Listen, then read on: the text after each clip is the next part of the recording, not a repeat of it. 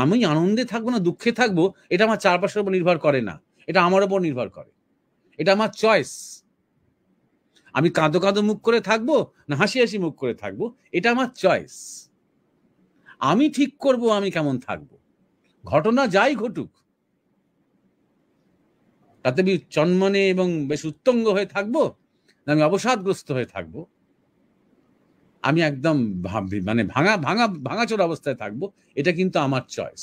অতএব প্রারব্ধ শব্দটাতে আমি আবার ফিরে আসছি, এবং আমি আগে এই কথাটা অনেকবার বলেছি, আজকে আমি আবার বলছি, মৌপিয়া সেন, তোমার বোধহয় বয়স বেশি নয়, আশা করি তোমার মনে রাখার মতন ক্ষমতা আছে, আর না হলে তুমি আমাদের সৎসঙ্গগুলো আগেকার ভিডিওগুলো মন দিয়ে শোনো আবার ভালো করে,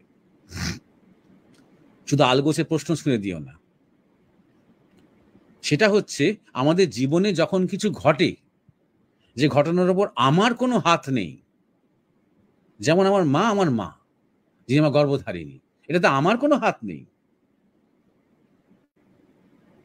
বা আমার স্কুলে যিনি আমাকে ইংরেজি পড়াচ্ছেন ক্লাস 8-এ, তিনি স্কুলের এস্টাবলিশমেন্টের চয়েস, আমি ঠিক করিনি যিনি আমার ইংরেজি টিচার। এগুলো আমাদের প্রারব্ধ, যে ঘটনাগুলো আমাদের ইচ্ছা বা ক্ষমতা ছাড়াই ঘটে যাচ্ছে, সেটা হচ্ছে প্রারব্ধ। সেই ঘটনাগুলো নিয়ে আমি কি করছি, সেই টিচারকে পাওয়ার পর আমি ইংরেজিটা ভালো করে পড়ছি কি না, এটা আমার হাতে। সুতরাং হ্যাঁ, আমার দেনা হয়ে গেছে, এটা প্রারব্ধ হতে পারে। মহর্ষি দেবেন্দ্রনাথ ঠাকুরের প্রারব্ধ ছিল যে তার পিতা দ্বারকানাথ ঠাকুর ফ্রান্সের রাস্তায় রাস্তায় তিনি বেশ্যাদের জন্য এরকম মোহর শুনে এমন দেনায় ডুবে গেলেন যে যখন দেবেন্দ্রনাথ সেই সম্পত্তির অধিকারী হলেন, দেনায় একদম ভারাক্রান্ত, কিন্তু প্রচুর পরিশ্রম করে তিনি সমস্ত দেনা শোধ করে আবার এস্টেটটাকে তিনি দাঁড় করালেন। তিনি তো তোমার ভাষায় সুইসাইড করতে পারতেন, তাই না? সুতরাং এই যে দেনা হয়ে গিয়েছিল এটা প্রারব্ধ, কিন্তু তারপর তিনি যেটা করলেন সেটা তার হাতে। তিনি ইচ্ছে করলে নেগেটিভ দিকে যেতে পারতেন, ইচ্ছে করলে পজিটিভ দিকে যেতে পারতেন, পজিটিভ দিকে তিনি গেলেন। সুতরাং আমার সংসারের যদি অনেক চাপ থাকে, আমার দিদির বিয়ে হচ্ছে না, কিংবা আমার বাবার চাকরি চলে গেল, সেগুলো প্রারব্ধ, কিন্তু সেই প্রারব্ধটা নিয়ে আমি কি করছি, আমি হাসি মুখে আছি কিনা, আমি চেষ্টা করছি কিনা, আমি সবাইকে ভরসা দিচ্ছি কিনা, আমার নিজের উপর আত্মবিশ্বাস আছে কিনা, এটা কিন্তু আমার হাতে। এবং তার এটা 1 নম্বর কথা। 2 নম্বর কথা হচ্ছে, আমার যদি এটা জীবন দর্শন থাকে, আমার যদি আদর্শ থাকে, তাই এইসব ডিপ্রেশন, সুইসাইড এরকম ধরনের আলোচনা থেকে আমি একটু দূরে থাকবো। আমি একটু বিবেকানন্দ, রামকৃষ্ণ, গুরু পূর্ণিমার দিনে গুরু কথা এইসবের দিকে বেশি থাকবো, যা আমাকে সুইসাইডের দিকে নিয়ে যাবে না, যা আমাকে একটা নবজন্মের দিকে নিয়ে যাবে।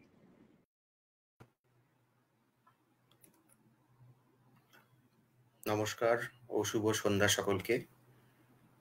মরমিয়া স্পিরিচুয়াল সোসাইটি ইউটিউব চ্যানেল এবং ইন্ডিয়ান মংস ফেসবুক পেজের সকল অনুরাগী দর্শক এবং শ্রোতা বন্ধুদের সাদর আমন্ত্রণ এবং আমার নমস্কার জানাই।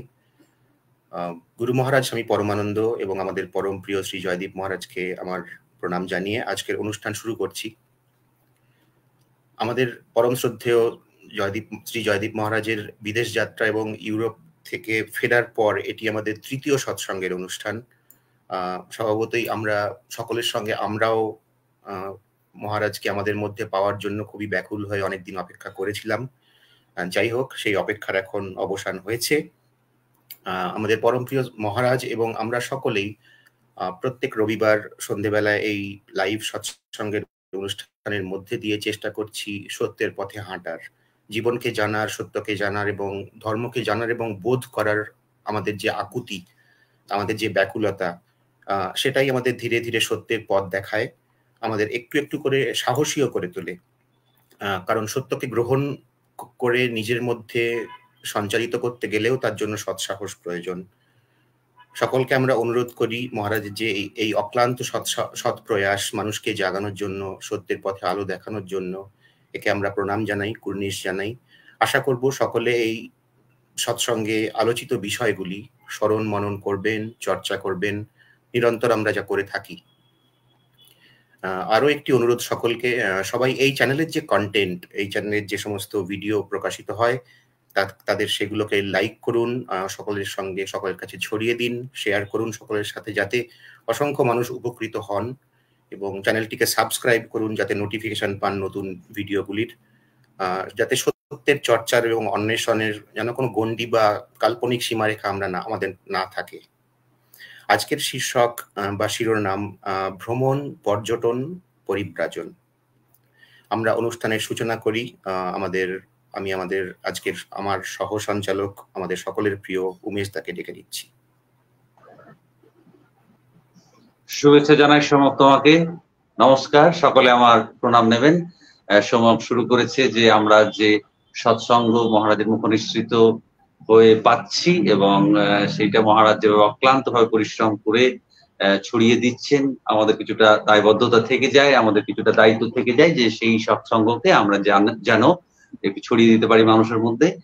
তার জন্য আমাদের একটু শেয়ার করতে হবে, লাইক করতে হবে। আপনারা এই দায়িত্ব পালন করবেন আশা রাখি। আমরা মহারাজকে আজকের অনুষ্ঠানে স্বাগত জানাবো।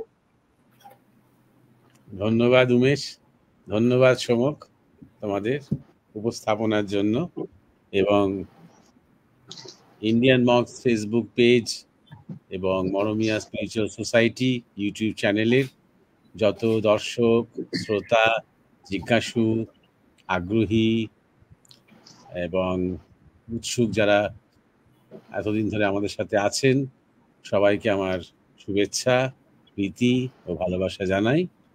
হ্যাঁ উমেশ। হ্যাঁ মহারাজ, প্রথমেই আজকের অনুষ্ঠান ভ্রমণ, পর্যটন ও পরিব্রাজন আমরা শুরু করছি যার জিজ্ঞাসা নিয়ে। তিনি ঋতম বিশ্বাস, তিনি আপনাকে লিখেছেন, মহারাজজি একটা প্রশ্ন ছিল যে ভারত সরকার বিদেশে গেলে গান্ধীর নাম কেন নেয়? চাণক্য, স্বামী বিবেকানন্দ, নেতাজি সুভাষচন্দ্র বোস এর নাম নেয় না কেন? জিজ্ঞেস করেছেন ঋতম বিশ্বাস। আচ্ছা, প্রথমেই এই জিজ্ঞাসাটার মধ্যে একটা ভীষণ অসঙ্গতি আছে ভাষার, সেটা আমি একটু লক্ষ্য করাতে চাই সবাইকে। যে লিখেছ ভারত সরকার বিদেশে গেলে, ভারত সরকার যদি বিদেশে যায় তাহলে ভারতের কি হবে, তাই না? সরকার কখনো কোথাও যায় না। সরকার একটা প্রতিষ্ঠান, সংসদীয় গণতন্ত্র, দুটো পার্লামেন্টের দুটো হাউস, প্রত্যেকটা স্টেট অ্যাসেম্বলির দুটো করে হাউস, তারপরে আমাদের লেজিসলেশন এবং আমাদের জুডিশিয়ারি, মিডিয়া, 5 বছরে একটা করে ভোট, সেই ভোটে নির্বাচিত প্রতিনিধিরা তারা পার্লামেন্টে আসেন, এই সবটা মিলিয়ে হচ্ছে ভারত সরকার। ভারত সরকার কোনো একজন ব্যক্তি নন বা গ্রুপ অফ ইন্ডিভিজুয়ালস নন, কয়েকটা ব্যক্তি সমষ্টি নন যে ভারত সরকার বিদেশে গেলে কেন এই করে, ওই কেন ওই করে। ভারত সরকার কখনো বিদেশে যায় না, ভারত সরকার ভারতেই কাজ করে, রাশিয়ার সরকার রাশিয়াতেই কাজ করে, চায়নার সরকার চায়নাতেই কাজ করে, কোনো দেশের সরকার কখনো অন্য কোথাও যায় না। সুতরাং জিজ্ঞাসাটা হওয়া উচিত যেটা, সেটা হচ্ছে ভারত সরকারের কোনো প্রতিনিধি বিদেশে গেলে কেন শুধু গান্ধীর নাম নেয়। 2 নম্বর অসঙ্গতি হচ্ছে নেয় কেন, নেন সবসময় শ্রদ্ধা ব্যঞ্জক শব্দ ব্যবহার করতে হয়। আর 3 নম্বর কথা হচ্ছে শুধু ভারত সরকারের কোনো প্রতিনিধি যখন বিদেশে যান তখনই শুধু গান্ধীর নাম নেন তা কিন্তু নয়। ভারত সরকারের বাইরেও যারা রয়েছেন, যত সাংস্কৃতিক জগতের মনীষী, পণ্ডিত, একাডেমিক জগতের যারা রয়েছেন, শিক্ষাবিদ বা বিভিন্ন রকমের ক্ষেত্রে বিজ্ঞানী, প্রযুক্তিবিদ, গবেষক, তারা যখন বিদেশে যান আর বিদেশিরাও যখন এখানে আসেন, তখন গতে বাঁধা কয়েকজনের নাম বলা হয়। তার মধ্যে একজন হচ্ছেন মোহনদাস গান্ধী এবং আরেকজন হচ্ছেন মাদার টেরেসা। আমি লক্ষ্য করে দেখেছি যে ভারত বলতে এই দুজনের নামই সবাই জানে, আর কারোর নাম জানেও না। সুতরাং সেই ঝুঁকির মধ্যে যায়ও না। ভারত থেকেও যারা যায় বাইরে, তারাও এই দুজনের বাইরে খুব বেশি কারোর নাম জানে না। এটা হচ্ছে 1 নম্বর। 2 নম্বর কথা হচ্ছে, এক কথায় বলতে গেলে কেন করতে হয়, সেটা হচ্ছে পলিটিক্যালি কারেক্ট থাকার একটা দায়। পলিটিক্যালি কারেক্ট থাকা মানে কি? মানে হচ্ছে এমন কথা তাদের গিয়ে বলতে হয় যা কোনো বিতর্ক তৈরি করবে না, যাতে সবাই সন্তুষ্ট হবে, স্টেটাস কো মেনটেন থাকবে। যাকে ভালো বলতে হয় তাকে ভালো বলে যাব, যাকে মন্দ বলতে হয় তাকে মন্দ বলে যাব। সুতরাং এটা হচ্ছে ন্যারেটিভ। বহু বছর ধরে তিল তিল তিল তিল করে অনেক কষ্ট করে অনেক বইপত্র লিখে অনেক সেমিনার কনফারেন্স করে অনেক বিতর্ক করে যে ন্যারেটিভটা তৈরি করা হয়েছে সেই ন্যারেটিভ অনুসারেই কথা বলতে হবে। এখান থেকে যখন বুদ্ধিজীবীরা যাবেন বা এখান থেকে যখন ডিপ্লোম্যাটরা যাবেন সেই ন্যারেটিভ অনুযায়ী সেই আখ্যান অনুযায়ী কথা বলতে হবে। না হলে কি হবে, স্যাংশন হয়ে যেতে পারে। এমনও হয়ে যেতে পারে ধরা যাক ভারত সরকারের কোনো প্রতিনিধি গিয়ে গান্ধী বিরোধী কথা বললেন, তখন দেখা যাবে হয়তো সেই কথা বলার জন্য সেই দেশের সাথে ভারতের সম্পর্ক খারাপ হয়ে গেল, তাদের সাথে আমাদের যে ট্রেড এবং ব্যবসা বাণিজ্যের যে সম্পর্কগুলো ছিল সেখানে অনেক কাটতি হয়ে গেল, অথবা তাদের সাথে যে আমাদের সাংস্কৃতিক আদান প্রদান ছিল সেগুলো সব বন্ধ হয়ে গেল, তুমুল হইচই আরম্ভ হয়ে গেল, বাইরেও বা বিদেশে আরম্ভ হয়ে গেল, আমাদের দেশেও আরম্ভ হয়ে গেল। এটা হচ্ছে পাওয়ার অফ ন্যারেটিভ। এইবারে তার সাথে যুক্ত তাহলে প্রশ্নটা হলো যে এইরকম ন্যারেটিভ তৈরি করা হলো কেন?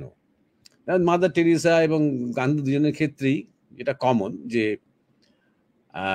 এদের নিয়ে বেশি প্রচার বিদেশিরা করেছে। বিশেষ করে মাদার টেরেসার ক্ষেত্রে তো খুবই কথাটা প্রযোজ্য যে আমাদের দেশে কিন্তু আমরা খুব অভ্যস্ত দেখতে প্রচুর মঠ, মিশন, আশ্রম, তারা মানুষের জন্য মানে ঝাঁপিয়ে পড়ে, বিভিন্ন রকমের সেবা কার্যে তারা যুক্ত থাকে, নিঃস্বার্থ নিষ্কাম তারা কর্মযোগ করেন। এটা আমরা চোখের সামনে দেখেছি। কেউ না কেউ অল্প করে হোক বা বেশি করে হোক সবাই আমরা কোনো না কোনোভাবে যুক্তও থাকি এরকম ধরনের কোনো প্রতিষ্ঠানের সাথে যারা এই ধরনের চ্যারিটেবল কাজ টাজ করে। সুতরাং আলাদা করে মাদার টেরেসার কাজটা একটা অভিনব কিছু, এটা কখনো সাধারণত বাঙালিদের মনে হয় না, কিন্তু বিদেশিদের খুব মনে হয়।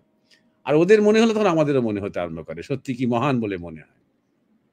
কিন্তু যখন প্রথম ওদের দেশেরই একজন সাংবাদিক, তার নাম হচ্ছেন ক্রিস্টোফার হিচেন্স, তিনি একজন অত্যন্ত মানে সম্মানীয় ব্যক্তি ছিলেন। তো তিনি একজন বড় লেখক, একজন সুন্দর বক্তা এবং একজন সাংবাদিক। তিনি যখন প্রথম মানে মাদার টেরেসার সমালোচনা করলেন, যেভাবে মানুষকে মেঝেতে ফেলে রাখা হয়, যেভাবে দারিদ্রকে একটা শোরুমের মতন ব্যবহার করা হয়, ওই অর্গানাইজেশনটা নিজেরা যতটা দরিদ্র তার চেয়ে অনেক বেশি দারিদ্র দেখানো হয়, বিশেষ করে বিদেশি মিডিয়ার জন্য।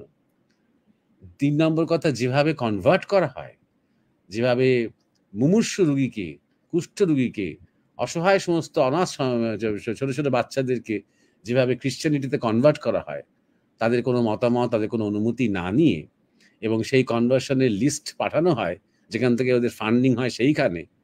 এবং ৪ নম্বর, যে সমস্ত সোর্স থেকে মাদার টেরেসা নানা রকম ফান্ডিং অ্যাকসেপ্ট করেন, গ্রহণ করেন, পৃথিবীর বড় বড় ইন্টারন্যাশনাল যে সমস্ত মাফিয়া চক্র রয়েছে যাদের হাতে প্রচুর টাকা, যারা ভালো ভালো প্রতিষ্ঠানের টাকা দিয়ে দেখাতে চায় তারা ভালো কাজ করছে, তাদের কাছ থেকে, যাদের সাথে অনেকের সম্পর্ক খারাপ, যাদের নাম হয়তো অনেক ইন্টারপোলের লিস্টে রয়েছে, তাদের সাথে তিনি স্টেজ শেয়ার করেছেন, তাদের সাথে তিনি হ্যান্ডশেক করেছেন এবং তাদের কাছ থেকে প্রচুর টাকা নিয়েছেন। এবং ৫ নম্বর কথা, তার কাছে আশ্রিত যত এই সমস্ত মুমূর্ষু রোগীরা আছে তাদের ভয়ঙ্কর অবস্থায় খেতে দেওয়া হয়, তাদের অবহেলা করা হয়, অবজ্ঞা করা হয়। এবং এই ক্রাইস্টের মানে পরিমণ্ডলের মধ্যে তাদের যে এত আদৌ মৃত্যু হচ্ছে, এটা তাদের বিরাট সৌভাগ্য বলে তাদের শেখানো হয়। সেখানে মাদার টেরেসা নিজে যখন অসুস্থ হন তখন তিনি চলে যান, তাকে আমেরিকায় নিয়ে যাওয়া হয়, কেউ ইউরোপে নিয়ে যাওয়া হয়, সেরা হাসপাতালে সে চিকিৎসা ব্যবস্থার সুযোগ দেওয়া হয়। এই সব কথাগুলো ক্রিস্টোফার হিচেন্স তার বইতে লিখেছিলেন এবং তার বক্তব্যে জানিয়েছিলেন। তারপর থেকে পুরো পশ্চিমী দুনিয়া শকড হয়ে গিয়েছিল। তো যে এরকম হতে পারে, এটা হতে পারে না, যাকে নোবেল পুরস্কার দেওয়া হলো, যাকে সেইন্ট বলে পোপ স্বীকার করে নিলেন, এরকম হতে পারে না। তো হিচেন্সের প্রচন্ড বিরোধ হয়েছিল। এখন আর হিচেন্স নেই, তিনি আর শরীরে নেই, কিন্তু সেই বিরোধ এখনো চলে। শুধু এগুলো প্রোপাগান্ডা, এই প্রোপাগান্ডা এমন স্ট্রং, এত পাওয়ারফুল যে ওদের লোকও যখন সত্য কথাটা বলে একদম এভিডেন্স দিয়ে, তখন ওদের বিশ্বাস করতে খুব অসুবিধা হয়। তো এতকাল ধরে এরকম ধরনের প্রোপাগান্ডা কেন তৈরি হয়? মাদার টেরেসার ক্ষেত্রে যেটা হচ্ছে, যেহেতু তিনি একজন ইউরোপিয়ান, এবং যেহেতু সেটা একটা খ্রিশ্চান এস্টাবলিশমেন্টের মধ্যে কাজটা হচ্ছে, তাই তাকে বড় করে দেখানো হচ্ছে। যেখানে কোনো আধ্যাত্মিকভাবে কাজটা হচ্ছে বা কোনো হিন্দু ধর্মের মানুষ যখন কাজটা করছে, সন্ন্যাসীরা যখন করছেন, তখন সেটা ছোট করে দেখানো হয়, তখন সেটা কিছু না বলে মনে করা হয়। এবং শুধু কোনো রামকৃষ্ণ মিশন কিংবা ভারত সেবাশ্রম সংঘ কিন্তু শুধু ভারতে কাজ করে না, পৃথিবীর বিভিন্ন দেশে তারা কাজ করে, অনেক দরিদ্র দেশে তারা কাজ করে, এবং সব জায়গাতে কোথাও তারা কনভার্ট করব এই মানসিকতা নিয়ে কিন্তু তারা কাজ করেন না। এগুলো কিন্তু সবাই জানে, কিন্তু তা সত্ত্বেও একটা ন্যারেটিভ তৈরি করা হয় যে খ্রিশ্চান ধর্মই শ্রেষ্ঠ, ইউরোপিয়ানরাই সবচেয়ে উদার, তাদের মধ্যেই সবচেয়ে দয়ামায়া রয়েছে, এরকম একটা ন্যারেটিভ তৈরি করতে হয় বলেই সেই অনুযায়ী সবাইকে চলতে হয়। আর এই গান্ধীর ক্ষেত্রে ব্যাপারটা তাই। গান্ধীর ক্ষেত্রে আমরা সবাই জানি, এখন ভারতীয়রা অনেকটা বেশি জানে গান্ধীর ব্যাপারটা এখন, যে গান্ধীকে তৈরি করা হয়েছিল ইউরোপিয়ানরা, এবং পরবর্তীকালে গান্ধীকে নিয়ে জয়গান আমাদের বামপন্থী ইতিহাসবিদরা চালিয়ে গেছে, কারণ সেটা তাদের অ্যাডভান্টেজ। কি অ্যাডভান্টেজ? ভারতের মধ্যে, ভারতীয় সভ্যতায় যে একটা খাত্র শক্তি ছিল, সেই খাত্র শক্তিকে যতটা সম্ভব দুর্বল করা, এইটা ছিল মেইন টার্গেট। খেয়াল রাখতে হবে, আমাদের বহু দেবদেবীর হাতে অস্ত্র আছে। কেন অস্ত্র আছে? যাতে অধর্মের বিরুদ্ধে ধর্মের জয় হয় এবং তার জন্য যুদ্ধ করতে হয়। আমাদের রামায়ণে যুদ্ধ করতে হয়েছে রামকে, মহাভারতে যুদ্ধ করতে হয়েছে শ্রীকৃষ্ণকে, মানে যুদ্ধটা অন্তত সংগঠিত করতে হয়েছে তাকে, যাতে করে ধর্ম প্রতিষ্ঠিত হয়। তাই তাকে বলাই হচ্ছে ধর্মযুদ্ধ। এই যে আমাদের কাছে, আমাদের সভ্যতায় যুদ্ধকে আমরা মান্যতা দিয়েছি, এবং তাতে করে আমাদের মধ্যে একটা বীরত্ব তৈরি হয়েছে, আমাদের মধ্যে শৌর্য এবং বীর্যের বিকাশ হয়েছে, আমাদের খাত্র শক্তির প্রকাশ হয়েছে। এইটাকে যাতে মানে সম্পূর্ণ ধ্বংস করে দেওয়া যায়, সেই চেষ্টা হয়েছে। যার জন্য প্রথমে ভগবান বুদ্ধ, তিনি খুব বিখ্যাত হলেন সারা পৃথিবীতে অহিংসা পরম ধর্ম বলার জন্য, এবং তারপরে এই মোহনদাস গান্ধী, তার স্ক্রিপ্টটা কিন্তু তৈরি করে দেওয়া হলো ইংরেজদের দ্বারা। প্রথমত তার নিজস্ব একটা ভাবধারা ছিল, কারণ তিনি এমনিতে ধর্মমতে তথাকথিত হিন্দু হওয়া সত্ত্বেও জৈন ধর্মের প্রভাব মোহনদাস গান্ধীর উপরে বেশি ছিল। যেখানে অহিংসা নিয়ে যা বাড়াবাড়ি হয় সেটা আমরা সবাই জানি। তো সেই বাড়াবাড়ি পর্যায়টা, সেটা রাজনৈতিকভাবে একটা এক্সপেরিমেন্টালি যাকে প্রয়োগ করার জন্য এই গান্ধী হচ্ছে আদর্শ লোক, এটা ইংরেজরা মনে করেছিল। এবং পরবর্তীকালে ইংরেজের যারা ভারতীয় সহচর, যারা ব্রাউন সাহেব বলা হয় বা ব্রাউন কুলি বলা হয়, অর্থাৎ ইংরেজদের বোঝা যে ভারতীয়রা বয় মাথায় করে, তাদের কুলি বলা হয়, সেই ব্রাউন কুলিরা, খয়েরি রঙের কুলিরা, তারা এই চর্চাটা, এই ধারাটা চালিয়ে গেছে ভারতের খাত্র শক্তিকে দুর্বল করার জন্য। ভারতের দেশে প্রচুর যুদ্ধ হয়েছে, যখন বিদেশি আক্রমণ হয়েছে, আমরা শুধু আমাদের ইতিহাস বইতে পড়ি কত কত যুদ্ধে আমরা হেরেছি, কিন্তু বেশিরভাগ যুদ্ধে যে আমরা জিতেছি। এবং তাই জন্যেই যে ভারতবর্ষ দেশটাকে সম্পূর্ণ সভ্যতা নিশ্চিহ্ন করে দেওয়া যায়নি, কত যুদ্ধ যে আমরা ক্রমাগত করে গেছি, কিছুতেই হার না মেনে আমরা কখনো এই ইতিহাস পড়ি না।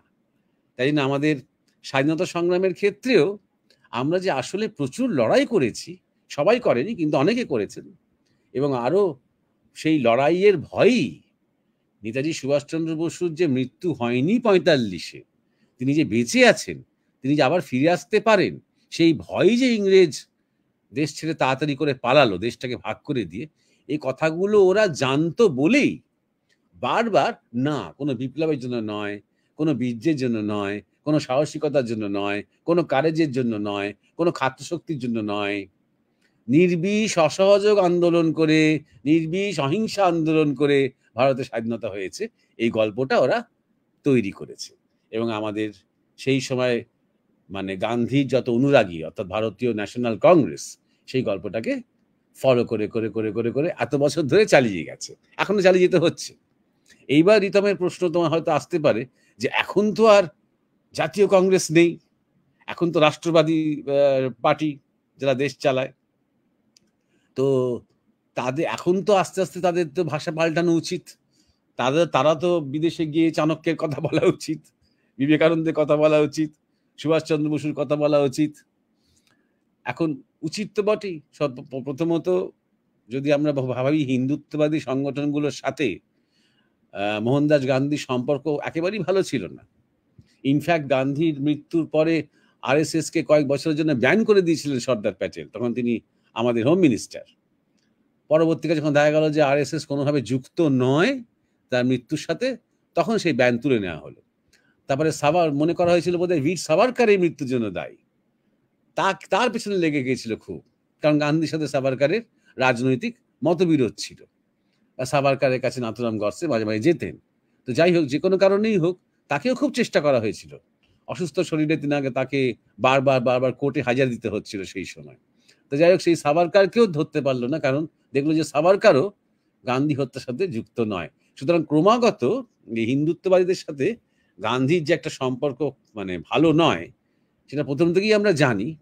তৎসত্ত্বেও এই হিন্দুত্ববাদী সরকার যখন এলো, তখন এত গান্ধী স্তুতি যেন মনে হলো বেড়ে গেল। সেটার কারণ হচ্ছে যে আজকে আমরা জানি যে আমাদের স্বাধীনতা সংগ্রামে একটা বিরাট অনেক নায়ক আছেন। আমরা স্বাধীনতা পেয়েছি বলে আমরা খুব খুশি, আমরা খুব গৌরবান্বিত। কিন্তু যখন ভারতের ট্রান্সফার অফ পাওয়ার হয়েছিল, তখন অনেকেই খুশি ছিলেন না। যেমন কমিউনিস্টরা খুশি ছিল না তার জন্য, ওরা চেয়েছিল ইংরেজরা আরো থাকুক আমাদের সাথে। আর এই হিন্দুত্ববাদীরাও খুশি ছিলেন না। তাদের যুক্তি ছিল অন্য। তাদের যুক্তি ছিল আগে হিন্দু রাষ্ট্র হবে, যদি দেশ ভাগ হয়ে যায় তাহলে আলাদা করে একটা দেশ হয়ে গেল যেটা মুসলমানদের জন্য ইসলামিক রাষ্ট্র হয়ে যাক, ঠিক আছে, আর আমাদের একটা হিন্দু রাষ্ট্র ঘোষণা হোক, যে হিন্দুরা নিরাপদ হোক, তারপর আমরা স্বাধীনতাকে অ্যাকসেপ্ট করবো। নাহলে এই স্বাধীনতা কোনো মানেই হয় না। এই স্বাধীনতা মানে আমাদের ভবিষ্যৎ শেষ, এরকম তাদের ভাবনা ছিল। ঠিক বা ভুল যাই হোক না কেন, যার জন্য হলো কি যে আমাদের যত ন্যাশনাল আইকনস, আমরা যখন বিপ্লবের কথা বলি বা আমরা যখন স্বাধীনতার কথা বলি, সেখানে শ্যামাপ্রসাদ মুখার্জি এরকম দু একজন মানুষ ছাড়া আর তেমন হিন্দুত্ববাদীদের মধ্যে থেকে তেমন কোনো হিরো আর খুঁজে পাওয়া যায় না। যাদের নাম করি তারা সবাই সেই যুগে হয় কংগ্রেস, নাহলে বিপ্লবী, নাহলে একাত্তর লড়াই করেছেন, নাহলে তারা বামপন্থী কোন দলের সাথে যুক্ত ছিলেন, কিন্তু তারা প্রকৃত দেশপ্রেমিক এবং বীরের মতন দেশের জন্য লড়াই করেছেন। সেই রকম ধরনের লড়াই করেছেন, স্বাধীনতা সংগ্রামে অংশগ্রহণ করেছেন এমন কোনো লোক খুব একটা বেশি হিন্দু মহাসভা কিংবা RSS এর মধ্যে পাওয়া যায় না। তাই জন্য আজকে যখন রাষ্ট্রবাদী বা হিন্দুত্ববাদী সরকার যখন ভারতবর্ষের সিংহাসনে বসে আছে, তাদের গর্ব করার মতন ঠিক তেমন লোকজন নেই। ওই একটা শ্যামাপ্রসাদ মুখার্জি ছাড়া আর তেমন তাদের কোনো ন্যাশনাল আইকন নেই, যাকে দেখিয়ে ওরা বেশ সেই গঙ্গা জলটি পান করতে পারেন, চরণামৃতটি, সেরকম নেই। তাই জন্য সেই গান্ধীকে নিয়েই পড়ছেন এবং সেই সর্দার প্যাটেলকে নিয়েই পড়ছেন।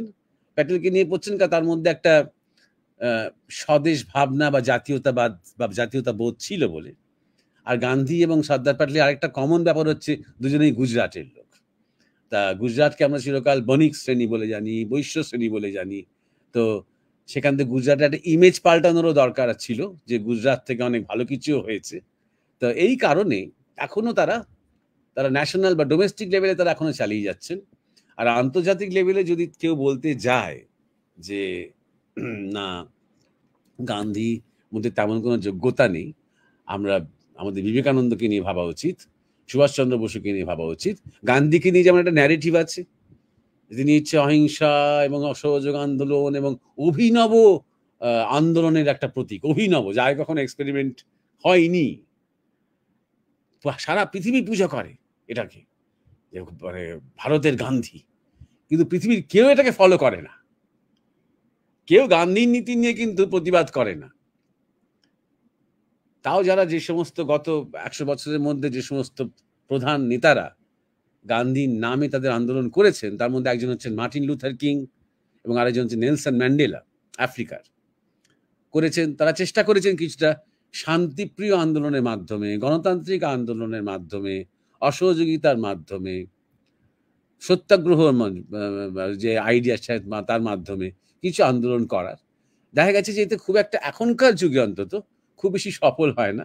তখনই সফল হয় যেমন বাংলাদেশে হলো, যখন মানে বাস ট্রাম জ্বালানো হয়, যখন পুলিশ স্টেশন জ্বালিয়ে দেওয়া হয়, যখন বোমা পড়ে, যখন আগুন জ্বলে, যখন ট্রেনের লাইন কেটে দেওয়া হয়, তখনই সরকার নড়ে চড়ে বসে। না, যতক্ষণ পর্যন্ত খুব শান্তিপূর্ণ শুধু ডেমনস্ট্রেশন হচ্ছে আর ডেপুটেশন হচ্ছে আর একটা লিখিত একটা আবেদন জমা দেওয়া হচ্ছে প্রধানমন্ত্রীকে বা রাষ্ট্রপতিকে, কেউ আর সেটা সিরিয়াসলি নেয় না।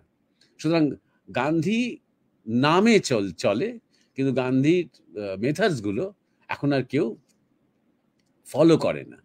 তবু ভারত মানে গান্ধী, এই কথাটা যত বলা যাবে তত ভারতকে দুর্বল করে রাখা যাবে। যখন আমি বলবো ভারত মানে স্বামী বিবেকানন্দ, তখনই ভারতের মধ্যে একটা শক্তি সঞ্চার হবে, যে শক্তিটা বিশ্বের দেশগুলো ভয় পায়। তো তাই জন্যে একটা বিরাট একটা কারণ যে ওরা আস্তে আস্তে আস্তে আস্তে মানে এখনো পর্যন্ত সেই ন্যারেটিভটা চালিয়ে যাচ্ছে। এবং ভারতের সরকারি বেসরকারি একাডেমিক্স বা সায়েন্টিস্ট, সাহিত্যিক, সাংস্কৃতিক লোকজন সব পলিটিক্যালি কারেক্ট থাকতে চায়, কাউকে যাতে অখুশি করতে না হয়, কোনো বিতর্ক না হয়, যাতে তারা ক্যান্সেলড না হয়ে যায়। ক্যান্সেলড হওয়া মানে হচ্ছে, আজকে ধরা যাক আমি এমন কিছু বলে ফেললাম গান্ধী সম্বন্ধে যে আমার প্রত্যেকটা লেখা বই আর বিক্রি হবে না, কোনো বই আর বিক্রি হবে না, আমার কোনো প্রোগ্রাম আর ইউটিউব বা ফেসবুক অ্যালাউ করবে না, বা আমাকে কখনো কেউ অনুষ্ঠানে কেউ ডাকতে ভয় পাবে, যারা ডাকবে সেই ক্লাব বা সেই প্রতিষ্ঠান ক্যান্সেলড হয়ে যাবে, সেই প্রতিষ্ঠানের কর্তাদের এসে পুলিশ হয়তো অ্যারেস্ট করবে। এটা হচ্ছে ক্যান্সেলড হয়ে যাওয়া। সুতরাং ক্যান্সেল হতে সবাই ভয় পায়। তাই না কি করে সাধারণত রাজনৈতিক ক্ষেত্রে বা ডিপ্লোম্যাটিক ক্ষেত্রে কি হয়, যে মানুষ সেই কথাই বলে যে কথা সবাই শুনতে চায়, এটা হচ্ছে পলিটিক্যালি কারেক্ট। আর যে মানুষ কে কি শুনতে চায়নি মাথা ঘামায় না, তার ভেতর থেকে যা মনে হচ্ছে তাই বলে, তিনি হচ্ছেন সাধু। তিনি গেরুয়া পড়ুন বা নাই পড়ুন, তিনি হচ্ছেন সাধু, তিনি হচ্ছেন সৎ, তিনি ট্রান্সফরমেটিভ। তার কথাই একদিন পাল্টায়, সেই সমসাময়িক কাল তাকে নিতে পারে না, তখন তার সময় হয়নি বলে, 10 বছর 20 বছর 50 বছর পরে তখন তাকে গ্রহণ করতে আরম্ভ করে, তাকে দিয়েই যুগ পাল্টায়। সুতরাং সরকার কি মনে করে, বা আমাদের ইন্টেলেকচুয়ালরা বুদ্ধিজীবীরা বিদেশে গিয়ে কি করে, বা বিদেশিরা আমাদের কাছ থেকে কি আশা করে, সেসব নিয়ে না ভেবে, একটা দেশ মানে একটা শুধু সরকার নয়, একটা দেশ মানে সে দেশের মানুষ, সেই দেশের সংস্কৃতি। ইংল্যান্ড মানে শুধু ইংল্যান্ডের এখনকার প্রধানমন্ত্রী নয়, ইংল্যান্ড বলতে আমরা শুধু এলিজাবেথকে ভাবি না, বা আমরা প্রিন্স চার্লসকে ভাবি না, আমরা শেক্সপিয়ারকেও ভাবি। তেমনই বাংলা বলতে শুধু আমরা বাংলার মুখ্যমন্ত্রীকে ভাবি না, আমরা রবীন্দ্রনাথ ঠাকুরকেও ভাবি, আমি বিবেকানন্দকেও ভাবি, আমরা সুভাষচন্দ্রকেও ভাবি। ইনফ্যাক্ট এরাই হচ্ছে প্রকৃত এক একটা জাতির পরিচয়। তেমন আমরা নিজেরাই যদি এক একটা জাতির, এক একটা দেশ, এক একটা ধর্ম, এক একটা দর্শনের পরিচয় হয়ে উঠতে পারি, তাহলে আমরা যেটুকু করণীয় সেটুকু করব। আমি যখন বিদেশে যাই, আমাকে যখন কেউ গান্ধী নিয়ে জিজ্ঞাসা করে, তখন আমার যা ভেতরে আছে তাই বলি, কোন রকম ভাবে মানে ব্যক্তিগত আক্রমণ না করে যা সত্য তাই বলি। এবং আস্তে আস্তে আস্তে আস্তে সেই সত্যগুলো প্রকাশও পেতে আরম্ভ করছে, পৃথিবীতে আস্তে আস্তে সবাই জানতেও পাচ্ছে তার সম্বন্ধে আসল সত্য। এই যে গান্ধী নিয়ে যেমন একটা সুপারলেটিভ ন্যারেটিভ, তিনি সবকিছু তার অসাধারণ, তিনি অস্পৃশ্যতা মানতেন তা সত্ত্বেও, তিনি জাতপাত মানতেন তা সত্ত্বেও, তিনি অত্যন্ত রেসিস্ট ছিলেন, অর্থাৎ তিনি অত্যন্ত জাতিবিদ্বেষী ছিলেন, তিনি আফ্রিকান কৃষ্ণাঙ্গদের অত্যন্ত হীন বলে মনে করতেন তা সত্ত্বেও, এগুলো এখন আফ্রিকানরা জানতে পারছে। আফ্রিকান স্টুডেন্টরা এখন তারা অরিজিনাল গুজরাটি শিখে অরিজিনাল গুজরাটি ভাষায় গান্ধীর লেখা থেকে তারা উদ্ধৃতি করে করে দেখাচ্ছে যে গান্ধী আসলে কত জাতিবিদ্বেষী ছিলেন এবং কত অস্পৃশ্যতা মানতেন এবং কি হীন মানসিকতার মানুষ ছিলেন তিনি বহু ক্ষেত্রে। এটা বিশেষ করে ঘানা ইউনিভার্সিটিতে গান্ধী স্ট্যাচু ভেঙে দেওয়ার পর সেই স্টুডেন্টরা এইগুলো নিয়ে প্রকাশ্যে তারা প্রেস কনফারেন্স করেছে গান্ধীকে নিয়ে। আস্তে আস্তে ধারণা, পৃথিবীর মানুষের ধারণা যেমন মাদার টেরেসাকে নিয়েও পাল্টেছে, এই নিয়েও পাল্টাচ্ছে। আসলে ব্যাপারটা হয়েছে যা একই ব্যাপার, আমরা হিটলারকে নিয়ে যত খারাপ খারাপ কথা জানি সব কিন্তু 90% কিন্তু সেটা ওয়েস্টার্ন প্রোপাগান্ডা। চার্চিলকে নিয়ে যত ভালো ভালো কথা জানি সবটা 90% কিন্তু সেটা ওয়েস্টার্ন প্রোপাগান্ডা। যারা জিতেছে যুদ্ধে তারাই ন্যারেটিভটা চালিয়েছে, তাদের তাদের তাদের প্রোপাগান্ডাটাই আমরা রিপিট করি বিজ্ঞের মতন। আমি ভীষণ ভীষণ ইতিহাস জ্ঞান নিয়ে কথা বলছি।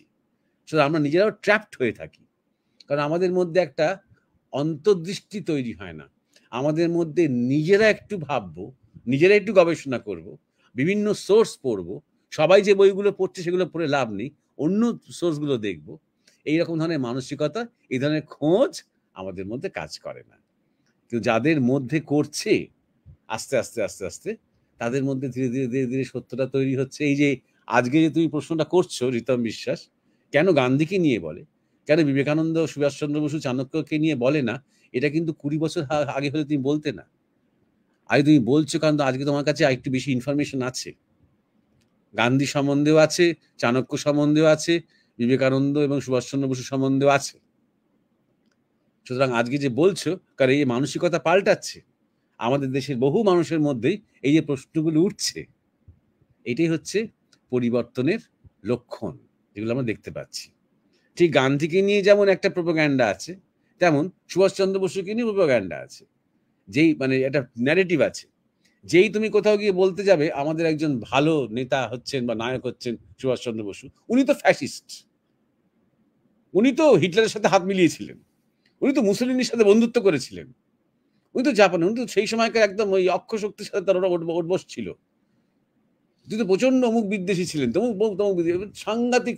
তুমি দেখবে একদম রুলিং, একেবারে ব্রাশ দিয়ে সুইপ করা হচ্ছে একদম। সেই পেন্টিং এর উপর আমরা যেমন ব্রাশ বুলিয়ে বুলিয়ে একটাই রং চাপিয়ে দিয়ে একটা ছবিকে নষ্ট করে দিই, সেরকম একটাই রং দিয়ে সমস্ত নেতাজি সুভাষচন্দ্র বসুর যে বহু বর্ণময় একটা চরিত্র, তার নানা রকম প্রয়াস, তার নানা রকম কৌশল, সমস্ত কিছু ব্রাশটা সাইড হয়ে যাচ্ছে।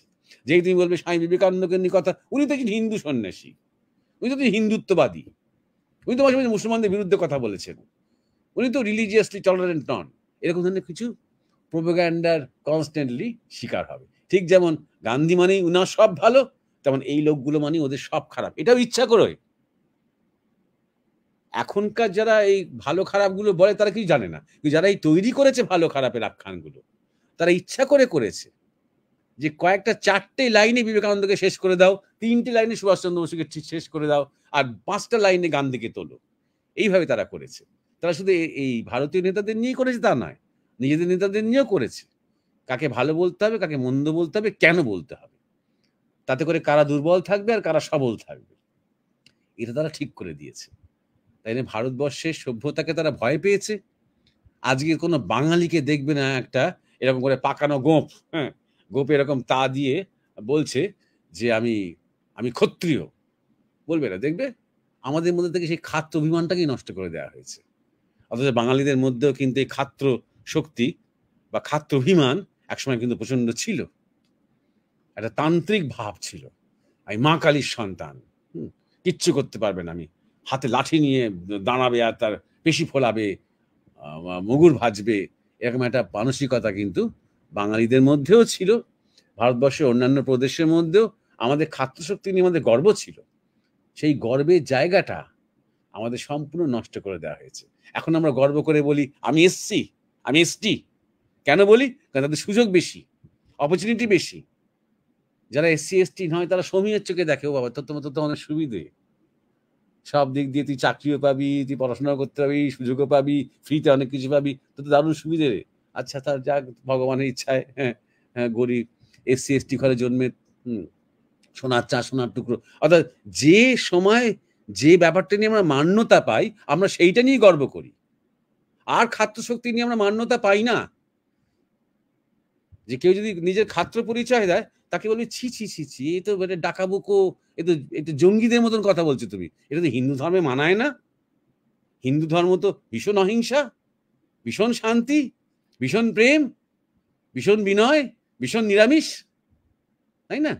সুতরাং এই কারণগুলো বোঝো, তাহলে বুঝতে পারবে। এবং আর ভারত সরকার কি করলো না করলো, বা বুদ্ধিজীবীরা কি করলো না করলো, যারা অতটা বুদ্ধিজীবী নয় কিন্তু বুদ্ধিমান এবং যারা সত্যের পিপাসু, তারা বরং আসল কথাটা শেয়ার করুক, বলুক, তারা যখন সুযোগ পাবে তখন একজন বিদেশি যদি জিজ্ঞাসা করে যে তুমি বাবা গান্ধীকে এখন পছন্দ করো না, তুমি রিতম বিশ্বাস যেন উত্তরটা দিতে পারো ভালো করে, গুছিয়ে, প্রমাণ সহ, তাহলেই হবে, তাহলেই আস্তে আস্তে পাল্টাতে আরম্ভ করবে সবকিছু। হ্যাঁ, উমেশ শাসমক।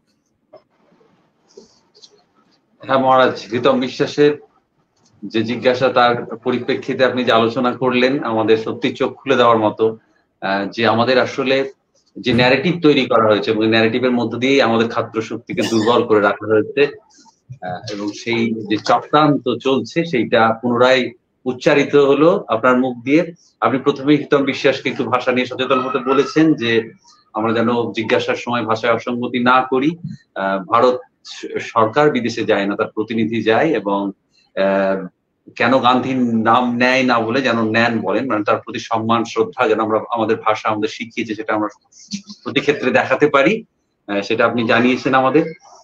আপনি এটাও মনে করিয়ে দিয়েছেন যে শুধু ভারতের প্রতিনিধি, সরকারের প্রতিনিধি নয়, যে কোনো একাডেমিক, শিক্ষাবিদ, বিজ্ঞানী, প্রযুক্তিবিদ যারা বিদেশ থেকে আসেন বা আমাদের দেশ থেকে বিদেশে যান, তারা সেই মোহনদাস গান্ধী এবং মাদার টেরেসার কথাই বলেন, এবং এর বাইরে হয়তো তারা জানেনও না ভারতের আর কারো নাম, বা জানানো হয়নি তাদের। এর প্রথমত আপনি একদম স্পষ্ট করে দিয়েছেন যেটি কারণ, সেটা হচ্ছে পলিটিক্যাল কারেক্ট থাকার একটা দায় থাকে, মানে স্ট্যাটাস কো মেনটেন করতে হয়, এবং একটা ন্যারেটিভ তৈরি করা আছে, যেটা না হলে স্যাংশন হয়ে যেতে পারে, মানে সমস্ত কিছু তারা বলা চলা বন্ধ হয়ে যেতে পারে, এরকম একটা অদৃশ্য শক্তির হাত আছে নিশ্চয়ই। এবং দ্বিতীয়ত এই আপনি আরো স্পষ্ট করেছেন কেন এই ন্যারেটিভ তৈরি হলো, যে গান্ধীকেই বা মাদার টেরেসাকেই আমরা বড় করে দেখলাম, বা ভারতের একটা সভ্যতার একটা কিছু আলোচ্য বিষয় বলে দেখলাম, সেটা আপনি বর্ণনা করেছেন যে এরা এদের নিয়ে প্রচার করেছে বিদেশিরাই। আমাদের দেশে নানা মঠ মিশন আছে, সেটা নিয়ে সেইভাবে প্রচার হয়নি। আপনি উল্লেখ করেছেন সাংবাদিক ক্রিস্টোফার হিচেন্সের কথা, যিনি ট্রেজার সমস্ত তার যে ভণ্ডামি, তাদের প্রতিষ্ঠানের যে সমস্ত কার্যকলাপ সেটা তুলে ধরেছিলেন, এবং সেটার পর মানুষের কিভাবে চোখ খুলেছে পাশ্চাত্যে।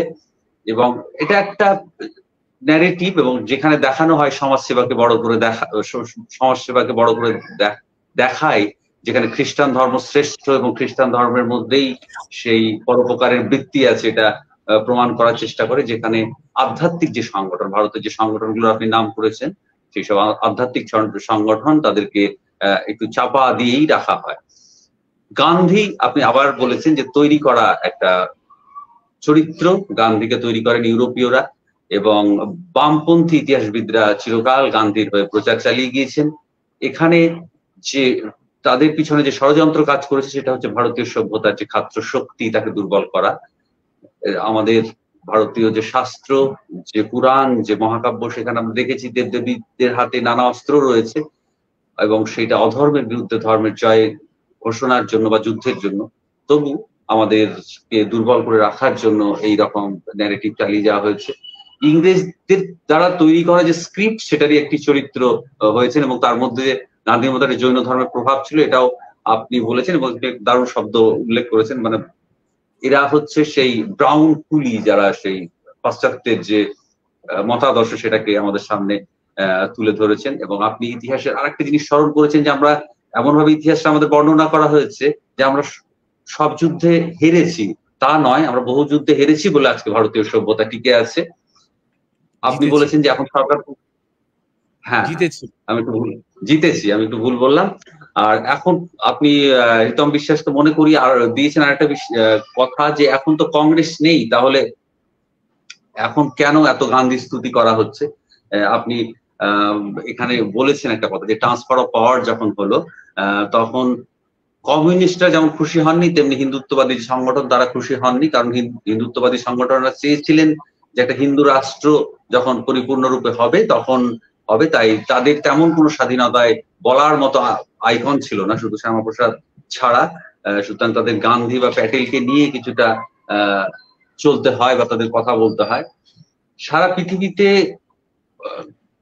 কথায় অন্তত অনেকেই গান্ধীকে পুজো করে, কিন্তু কেউ ফলো করে না। এটার উদাহরণ আপনি দিয়েছেন, সে মার্টিন লুথার কিং বা নেলসন ম্যান্ডেলা, যারা কিছুটা গান্ধীবাদী বলে প্রচারিত হন, তারাও সেই যে খুব একটা সত্যাগ্রহ বা অসহযোগ আন্দোলন নিয়ে পড়েছিলেন তা নয়, তারা তাদের মতো করে আন্দোলন করেছিলেন। তবু আমাদের এখনো মনে করিয়ে দেওয়া হয় যে ভারত মানে গান্ধী, কারণ আমাদেরকে সে দুর্বল করে রাখা হয়। বিবেকানন্দ মানে যে প্রবল শক্তি, সেটাকে কোথাও আড়াল করে রাখা হয়। এবং একটা পলিটিক্যাল কারেক্ট থাকার দায় রয়েছে। এবং আপনি আমাদের মনে করিয়ে দিয়েছেন যে আমরা যদি নিজেরাই সেই একটা শুধু ওই আমাদের ভারত সরকারের প্রতিনিধি কি বলছেন সেটা না ভেবে নিজেরাই যদি একটা দেশ বা একটা জাতি বা ধর্মের পরিচয় হয়ে উঠতে পারি, তাহলেই একটা প্রকৃত আমাদের কল্যাণ হবে এবং আমরা একটা সভ্যতার পরিচয় বহন করব। এবং ধীরে ধীরে আমাদের মধ্যে যখন অন্তর্দৃষ্টি তৈরি হবে, তখন আমরা ওই ন্যারেটিভগুলোর বাইরে আসতে পারবো। এবং আপনি মনে করিয়ে দিয়েছেন যে আজ 20 বছর আগে হয়তো এভাবে ভাবা হতো না, যেভাবে প্রীতম বিশ্বাস আজকে ভেবেছেন যে কেন আমরা নেতাজিকে বা স্বামী বিবেকানন্দকে নিয়ে আলোচনা করছি, বা আমাদের দেশে বিদেশে গিয়ে উচ্চারিত হচ্ছে না, সেখানে গান্ধীর নাম উচ্চারিত হচ্ছে। আপনাকে প্রণাম জানাই। এরপরে দ্বিতীয় জিজ্ঞাসা রাখবেন। দ্বিতীয় জিজ্ঞাসা যাওয়ার আগে একটা মানে সংযুক্ত একটা জিজ্ঞাসা এসেছে। সুমনা গোস্বামী জিজ্ঞাসা করেছে, গুরুজি এখন তো গান্ধীজিমই এক্সিস্ট করে, কিন্তু বিবেকানন্দিজম বা বোসিজম তো হয় না, এমন কেন? এটা 8:27 সুমনা গোস্বামী এই জিজ্ঞাসাটা করেছে। আমি 8:35 আমার বক্তব্য শেষ করেছি। তার আগে 8:05 থেকে 8:27 পর্যন্ত আমি এই বিষয় নিয়েই বলে গেছি, কেন গান্ধীকে তো মানে সবসময় তুলে ধরা হয়েছে এবং বিবেকানন্দ, চাণক্য এবং নেতাজি সুভাষচন্দ্র বসুকে তুলে ধরা হয়নি। সাতকাণ্ড রামায়ণ পড়ে যদি সীতাকার বাপ জিজ্ঞাসা করতে আরম্ভ করো, তাহলে এত এত কথা বলার কোনো মানেই হয় না। আশা করি বাকিরা এত মননহীন নয়, যারা জিজ্ঞাসা করেনি, যারা চুপ করে আছে, আশা করি তাদের ঘটে আরেকটু মানে বুদ্ধি আছে বা তাদের আরেকটু ধারণ করার ক্ষমতা আছে। যে কথাগুলো নিয়ে আলোচনা করেছি সেটাই তুমি আবার রিপিট করে কেন গান্ধীজম নিয়ে আলোচনা করা হয়। আর 2 নম্বর কথা, যারা আমার আলোচনা ফলো করে তারা হয়তো জানে যে ইজম নিয়ে আমার কোনো মাথা ব্যথা নেই।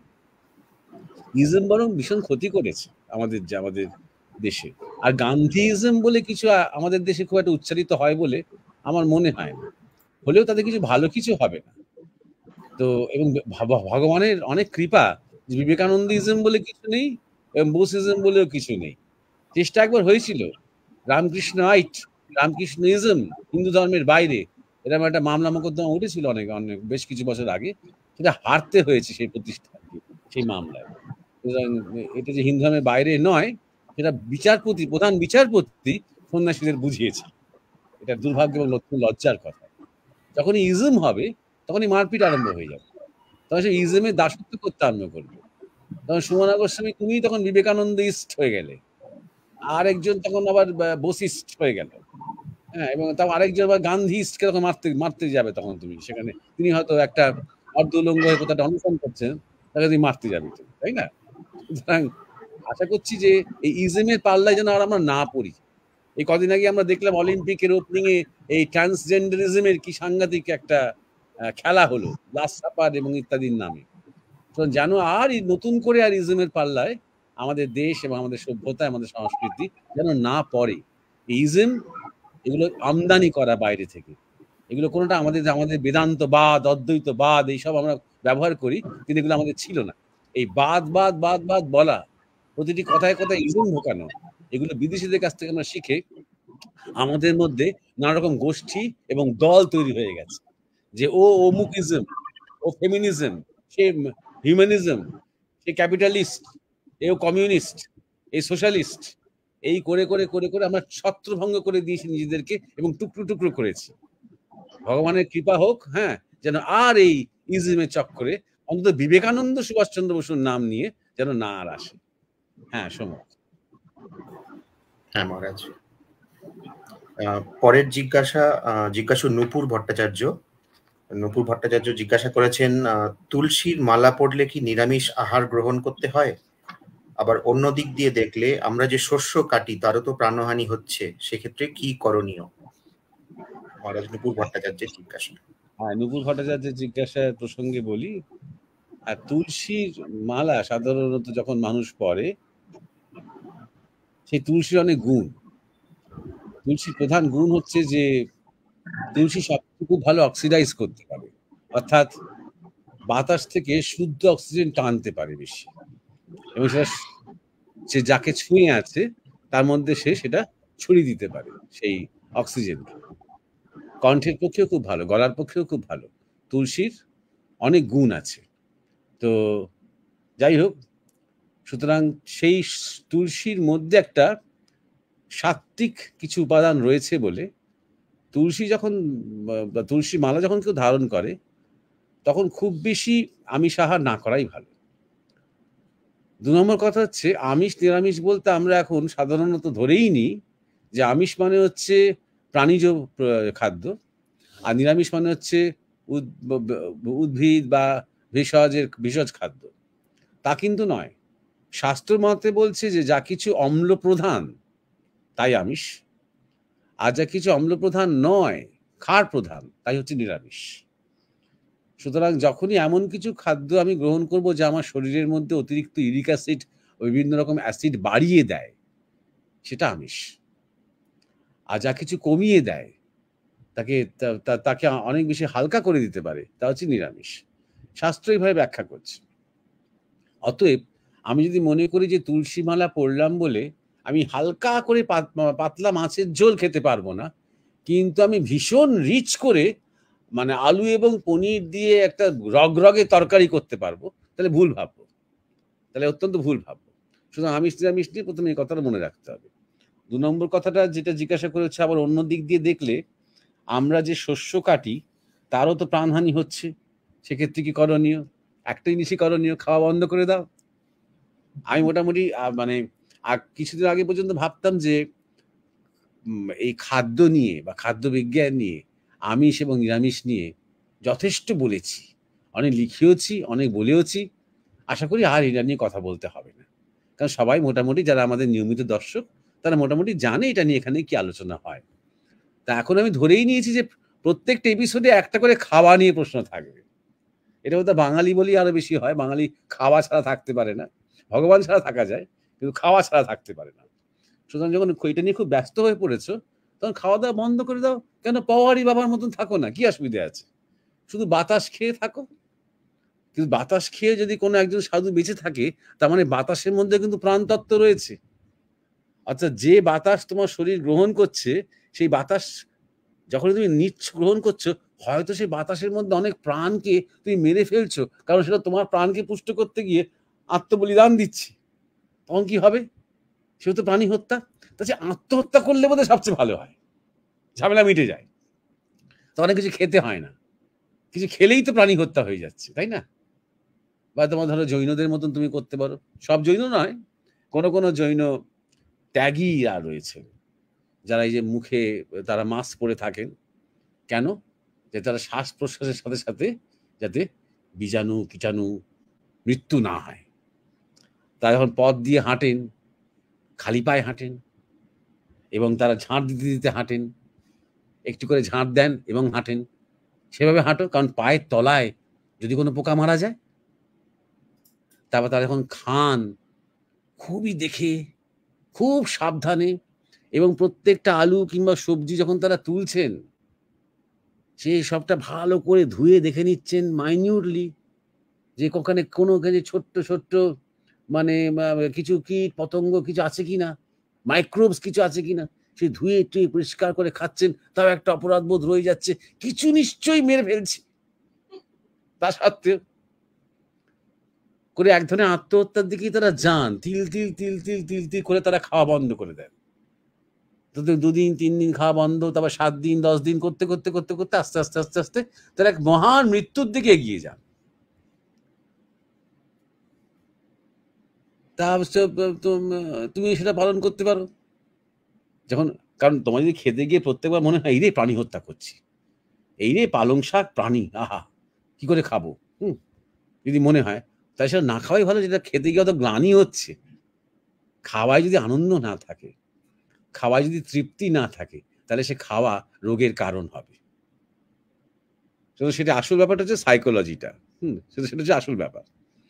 এবারে একটু অন্য প্রসঙ্গে যাচ্ছি, মানে খাদ্য নিয়ে প্রতিবার তো অনেক কথা বলি, তাই জন্য একটু অন্যরকম কথা। আমাদের গুরু মহারাজ খাদ্য বিজ্ঞান নিয়ে একটা অপূর্ব বিশ্লেষণ করেছিলেন। আমাদের সবসময় মাথায় আমাদের মাথায় চিন্তা হয় যে যে খাদ্যটা খাচ্ছি তার পার্শ্ব প্রতিক্রিয়া কি হচ্ছে। তো উনি খুব সুন্দর বিশ্লেষণ করেছেন ৭টি স্তর 7টি ডাইমেনশন, 7টি স্টেজ আছে খাদ্যের। প্রথম স্টেজে উনি বলছেন পত্রম পুষ্পম ফলম কন্দম নালম, অর্থাৎ পাতা যেমন শাক পাতা, পুষ্প ফুল, ফল সুপক্ষ ফল, নালম মানে ডাঁটা, মূল কন্দ, একদম প্রকৃতি থেকে যে অবস্থায় পাচ্ছি সে অবস্থায় ধুয়ে খাওয়া অথবা তাকে সেদ্ধ করে খাওয়া। এটা হচ্ছে প্রথম স্টেজ, ফার্স্ট স্টেজ। এতে 95% ভালো ফল, 5% পার্শ্ব প্রতিক্রিয়া। এখন এই 5% পার্শ্ব প্রতিক্রিয়া হবেই যখনই আমি কিছু গ্রহণ করছি, পার্শ্ব প্রতিক্রিয়া তা থাকবেই। কোনো কিছু প্রকৃতিতে 100% পিওর নয় বা 100% অনুকূল নয়, তার একটা পার্সেন্টেজ প্রতিকূলতা থাকবেই, কারণ আমাদের একদিন মরতে হবে, তার জন্য আমরা কি অমর থাকবো না। 2 নম্বর দ্বিতীয় স্টেজ, সেখানে উনি বলছেন যে যেগুলো হচ্ছে আমাদের অন্ন জাতীয় খাবার, অর্থাৎ চাল, গম, ভুট্টা, যব এবং শস্য বীজ জাতীয় যত খাবার, সেইগুলো সেদ্ধ করে খাওয়া, রান্না করে খাওয়া, তার সাথে প্রথম স্টেজের খাবারগুলো মিক্স করে খাওয়া। এইটাতে এই সেকেন্ড স্টেজের খাদ্যে পার্শ্ব প্রতিক্রিয়া 10%। তারপরে থার্ড স্টেজে উনি যেটা বলছেন যে যত আমাদের ডেয়ারি প্রোডাক্টস, অর্থাৎ দুধ এবং দুগ্ধ জাতীয় যত খাবার, দই, ক্ষীর, মিষ্টি, পায়েস, ছানা ইত্যাদি, এইগুলো হচ্ছে, এবং তার সাথে ডিম এবং মধু, এগুলো হচ্ছে তৃতীয় স্তরের খাবার, যেখানে 15% হচ্ছে পার্শ্ব প্রতিক্রিয়া এবং 85% বা 85% হচ্ছে ভালো। এবার চতুর্থতে আসছে মাছ, মাছ এবং যত রকমের জলজ খাদ্য, যেগুলো সাধারণত ঠান্ডা রক্তের বা ঠান্ডা প্রাণী বা ঠান্ডা রক্তের প্রাণী, তা শরীরের পক্ষে কম ক্ষতিকারক হয়, তাই জন্য তার 20% তার পার্শ্ব প্রতিক্রিয়া এবং 80% তার শুভ প্রতিক্রিয়া। এর পরের স্টেজে, যে ফিফথ স্টেজে আমরা আসছি, হোয়াইট মিট, পক্ষী জাতীয় যে সমস্ত মাংস, সেই পক্ষী জাতীয় মাংস যেটাকে ডাক্তাররাও আজকাল বলেন হোয়াইট মিট, সেই হোয়াইট মিট, সেটা হচ্ছে ফিফথ স্টেজের খাবার। সেখানে দেখা যাচ্ছে যে 30% পার্শ্ব প্রতিক্রিয়া, 70% শুভ প্রতিক্রিয়া বা শুভ ক্রিয়া। তারপরে সিক্স স্টেজে 6 নম্বর যে ডাইমেনশন, সেখানে হচ্ছে রেড মিট। রেড মিট মানে হচ্ছে স্তন্যপ্রায় প্রাণী, কিন্তু যারা তৃণভোজী, সাধারণত মানুষ মাংসাশী প্রাণীর মাংস খায় না, যারা যেমন কুকুর, বেড়াল ইত্যাদি ইত্যাদি, এদের মাংস সাধারণত কোনো কোনো দেশে তাও খায়, আমাদের দেশেও কোনো কোনো জায়গা আছে সেখানে হয়তো খায়, কিন্তু সাধারণত জেনারেলি আমরা যারা তৃণভোজী তাদের মাংসই বেশি খাই। সুতরাং সেটা হচ্ছে সিক্সথ। এখানে 40% পার্শ্ব প্রতিক্রিয়া, 40%, এবং 60% বা 60% হচ্ছে শুভ প্রতিক্রিয়া। এবার সেভেন্থ স্টেজ বা লাস্ট স্টেজ হচ্ছে যেগুলোকে বলে প্রসেসড ফুড, যেগুলো টিনে থাকে অনেক দিন, বা যেগুলো হয়তো রাখা আছে শোরুমে এবং গিয়ে পছন্দ করলে সঙ্গে সঙ্গে সেটা মাইক্রোওয়েভে গরম করে কয়েক সেকেন্ডের মধ্যে হাতে দিল। এগুলো অনেক আগে থেকে প্রসেস করার ব্যবস্থা এখানে রয়েছে। টিন ফুড, প্রসেসড ফুড, বাসি খাবার, পচা খাবার, অনেকে পচা করে খায়, 7 দিন 10 দিন করে পচা করে খায়, পচা খাবার, অ্যালকোহল, এইগুলো হচ্ছে 7 স্টেজের খাদ্য। এই 7 স্টেজের খাদ্যের প্রতিক্রিয়া হচ্ছে বা অশুভ প্রতিক্রিয়া, পার্শ্ব প্রতিক্রিয়া হচ্ছে 50%, আর 50% হচ্ছে শুভ প্রতিক্রিয়া। এবারে যদি কেউ মনে করে যে শুধু ফার্স্ট স্টেজেই খাবে, যদি পারে খাক না, কিন্তু এই বিবর্তনটা হয়েছে কেন? কারণ মানুষ বিভিন্ন জায়গায় থেকেছে, বিভিন্ন জায়গায় মাইগ্রেট করেছে, সব জায়গায় এই ফার্স্ট স্টেজের খাবার পায়নি, তখন সেকেন্ড স্টেজে গেছে, আবার সেকেন্ড স্টেজ থেকে থার্ড স্টেজ গেছে, না জেনেই অটোমেটিক্যালি নানা রকম এক্সপেরিমেন্ট করতে করতে নানা রকম। একসময় যখন গরুকে পোষ মানাতে শুরু করলো, তখন গরুর দুধ ব্যবহার করা শুরু হলো, তো সেটা আমাদের খাদ্যের মধ্যে ঢুকতে আরম্ভ করলো। এরকম নানাভাবে মানুষ তার জীবনযাপন যত পাল্টেছে, তত তার মধ্যে পরিবর্তন হয়েছে, নিজেকে নানা কিছু চেখে দেখেছে, শরীরের প্রতিক্রিয়া কেমন হয় দেখেছে। এবং আমরা যদি ভেবে দেখি, সাধারণ মানুষ যারা বিশেষ কোনো একটা মানে মতে বা অনুশাসন নিয়ে চলছে না, তাহলে আমরা এই প্রত্যেকেই 7টি স্টেজের মধ্যেই ঘোরাফেরা করি। কেউ একদম নিরঙ্কুশ শুধু ফার্স্ট স্টেজে থাকে না, আবার কেউ একেবারে নিরঙ্কুশ শুধু 7 স্টেজেও থাকে না। সাধারণত আমরা এই 7টি স্টেজের মধ্যেই ঘোরাফেরা করি। আমিষ নিরামিষ হলেও, ধরা যাক নিরামিষ, তাও সে 1 2 3 4 5 6 7-এর মধ্যেই আছে। এইভাবে স্টেজগুলোকে মনে রাখতে হবে। এবার দেখা যাবে যত আমরা এই 7 স্টেজ 6 স্টেজের খাওয়া কমিয়ে ফার্স্ট থেকে 3 4 এর মধ্যে থাকবো, তত আমাদের শরীর এবং সবকিছু ভালো থাকবে। আর যত আমরা এই প্রথম স্টেজগুলোকে মানে অবজ্ঞা করে ওই প্রসেস ফুড, বাসি খাবার, অ্যালকোহলিক খাবার, মানে শুকনো খাবার, এইদিকে বেশি যাব, যত আমরা ফাস্ট ফুডের দিকে যত বেশি যাব, তত আমাদের শরীর বেশি খারাপ করবে, তত আমাদের নানা রকম পার্শ্ব প্রতিক্রিয়া হবে। Common sense. সুতরাং এইটাকে মনে রাখাটা খুব দরকার। তাই জন্য গুরু মহারাজের এই বিশেষ জ্ঞানটা এইভাবে আর কেউ বলেনি। কোনো খাদ্যবিজ্ঞানী, কোনো নিউট্রিশনিস্টও বলেননি, কোনো যোগীও বলেননি, এমনকি কোনো ঋষিরাও বলেননি। এটা গুরু মহারাজের নিজের গবেষণা। তিনি যেভাবে অবজার্ভ করেছেন খাদ্যকে, মানুষের জীবনকে, মানুষের জীবন ধারণকে, সে অবজার্ভ করে উনি এই কথাটা বলেছেন। এখানে দেখবেন কোনো কমেন্টও নেই যে এইটা করলে ভালো, অতএব বন্ধুগণ তোমরা এই খাও, তা নয়। উনি 7টা স্টেজের কথা বলেছেন এবং কোন স্টেজে কতটা পার্শ্ব প্রতিক্রিয়া সেটা তিনি ব্যক্ত করেছেন খুব সিম্পল ভাবে।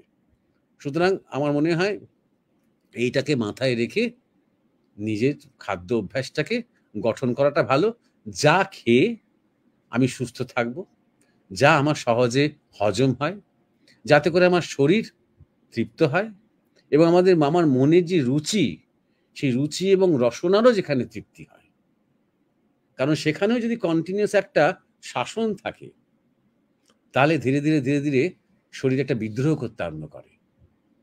আমার হয়তো কোনো একটা তরকারি খেতে বা আমার একটুখানি ঝাল খেতে, কাঁচা লঙ্কা খেতে হয়তো ভালো লাগে, কিন্তু ক্রমাগত 5 জন বলেছে বলে আমি নিজেকে যে খাবো না করছি, খেতে ইচ্ছে করছে অথচ খাবো না করছি, একটা সময় শরীর বিদ্রোহ করতে আরম্ভ করে। সেই বিদ্রোহটা কিভাবে প্রকাশ হয়? রোগ দিয়ে প্রকাশ হয়। ঠিক যেমন অনেক কিছু খেয়ে আমাদের রোগ হয়, তেমন অনেক কিছু খেতে ইচ্ছে করছে অথচ খাচ্ছি না বলেও কিন্তু আমাদের রোগ হয়। এটা খেয়াল রাখতে হবে, এই সাইকোলজিটা, সূক্ষ্ম দিকটা খেয়াল রাখতে হবে।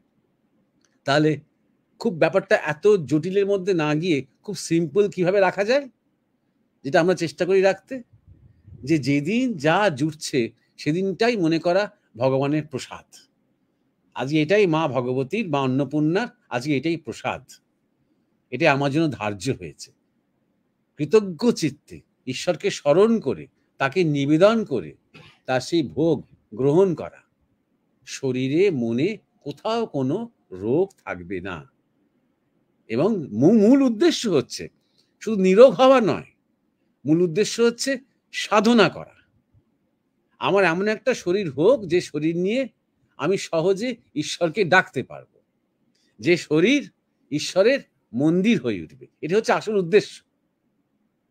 শুধুমাত্র কি করে ভালো থাকবো, আর কোনটাতে কি হয়, কোনটাতে নরকে যেতে হয়, কোনটাতে স্বর্গে যেতে হয়, এসব না ভেবে কোনটা খেলে আমি সুস্থ থাকবো, সুস্থ থাকলে আমার কি হবে, সাধনা করব, সাধনা করলে আমার কি হবে, আমার জীবনে ঈশ্বরের প্রতিষ্ঠা হতে আরম্ভ করবে। এই শরীর যত মলমুক্ত থাকবে, যত পরিষ্কার থাকবে, যত পরিচ্ছন্ন থাকবে, তত এই শরীর একটা বিগ্রহের মন্দির হয়ে উঠবে। কিন্তু এইটুকুই আমার ক্ষেত্রে, মানে আমার এইটুকুই বলার। আরো 5 জনের 5 রকম মত হতে পারে, তাই নিয়ে আমার খুব একটা যায় আসে না। আমি নিজে যে পথটা ফলো করি, আমি নিজে গুরু মহারাজের কাছ থেকে যা শিখেছি, এবং ঠাকুর রামকৃষ্ণ এবং স্বামী বিবেকানন্দ অনেক বছর আগে থেকে যে কথাগুলো বারবার বলে যাচ্ছেন, ভগবান বুদ্ধও বলে যাচ্ছেন, সেগুলো সম্পূর্ণ বাতিল করে আমার পক্ষে অন্য কিছু বলা সম্ভব নয়, যেহেতু অন্যরা বলছে বলে। হ্যাঁ, সোমক এবং উমেশ। হ্যাঁ মহারাজ, খুব সুন্দর একটি মীমাংসা পেলাম আমরা। এই নিয়ে আগেও অনেকবার জিজ্ঞাসা, মীমাংসা এবং বিভিন্ন রকম আলোচনা হয়েছে। তো নূপুর ভট্টাচার্যের প্রথম জিজ্ঞাসার মীমাংসায় আপনি বলেছেন যে যেহেতু তুলসীর অনেক গুণ, তুলসী গাছ বাতাস থেকে অক্সিজেন টানতে পারে, সেই জন্য তুলসী এমন একটি সাত্ত্বিক উদ্ভিদ এবং সমস্ত কিছুকে অক্সিডাইজ করতে পারে। সেই জন্য শাস্ত্র মতে বলা হয়েছে যে তুলসীর যখন মালা পরা হয়, তুলসীর মালা পরলে শাস্ত্রে আমিষ খাওয়া বা আমিষ খাবার আহার করা বা কিছুটা বারণ করা হয়েছে বা একটু রত থাকতে বলা হয়েছে। তার প্রধান কারণ হচ্ছে তুলসী খুব সাত্ত্বিক উদ্ভিদ এবং আমরা তুলসীর মালা যখন পরি তখন তুলসী নানা রকম বাতাস থেকে অক্সিজেন গ্রহণ করতে পারে। সেটি হলো প্রথম। এবং আপনি আরেকটি কথা আমাদের ধরিয়ে দিয়েছেন যে শাস্ত্র মতে আমিষ নিরামিষ মানে কিন্তু শুধু মাছ মাংস এবং ফলমূল বা শাক পাতা এই ধরনের জিনিস নয়। শাস্ত্র মতে আসলে অম্লপ্রধান যে খাবারগুলি, যাতে আমিষ, তাকেই আমিষ বলা হয়েছে। যেখানে অ্যাসিডিটি বাড়ে, যে সমস্ত খাবার খেলে অম্লপ্রধান বা অ্যাসিডিটি বাড়ে বা শরীরে অ্যাসিডের মাত্রা বাড়ে, সেই খাবারগুলিকে আমিষ বলা হয়েছে। এবং যেগুলি ক্ষার প্রধান খাবার সেইগুলিকে প্রধানত নিরামিষ খাবার বলা হয়েছে। এবং আপনি এও বলেছেন যে এটি আগেও বহুবার আলোচিত হয়েছে যে আমরা নিরামিষ খাবার মানেই যে সেটা খুব মানে শরীরের পক্ষে সহজপাচ্য তা নাও হতে পারে। আমরা একদম তেল মশলা দিয়ে একদম রসিয়ে কষিয়ে রান্না করলাম, সেরকম নাও হতে পারে। সুতরাং শাস্ত্র মতে কি বলা হয়েছে সেটি আপনি ধরিয়ে দিয়েছেন নূপুর ভট্টাচার্যের প্রথম জিজ্ঞাসার উত্তরে। দ্বিতীয় কথায় আপনি বলেছেন যে এই নিয়ে অনেকবার আলোচনা হয়েছে, খাদ্য অখাদ্য নিয়ে, প্রাণী হত্যা নিয়ে। মহারাজ বলেছেন যে আমাদের এই চ্যানেলেই অসংখ্য ভিডিও আছে এবং সৎসঙ্গ আছে, এবং সেই প্রসঙ্গে সেই সব ভিডিওগুলিতে অনেকবার আলোচনা হয়েছে। এক্ষেত্রে আহার কি করা যাবে, কখন কি খাওয়া যাবে, এই ধরনের বিষয়ে যে সমস্ত পূর্বের যে আলোচনাগুলি হয়েছে সেগুলি দেখার পরামর্শ আপনি দিয়েছেন এবং আপনি দিয়ে থাকেনও। মানে আমরা বারবারই এরকম জিজ্ঞাসা পাই। তৃতীয়ত, খাদ্যের স্তর সম্পর্কে গুরু মহারাজ যেরকম একদম ক্লিয়ার কাট, খুব সুন্দর পরিষ্কার ভাবে একদম যেরকম বলেছেন, গুরু মহারাজ 7টি স্তর হিসেবে বিভাজন করেছেন খাদ্যের গুণাগুণ এবং খাদ্যের পার্শ্ব প্রতিক্রিয়ার হিসাব দেখিয়ে।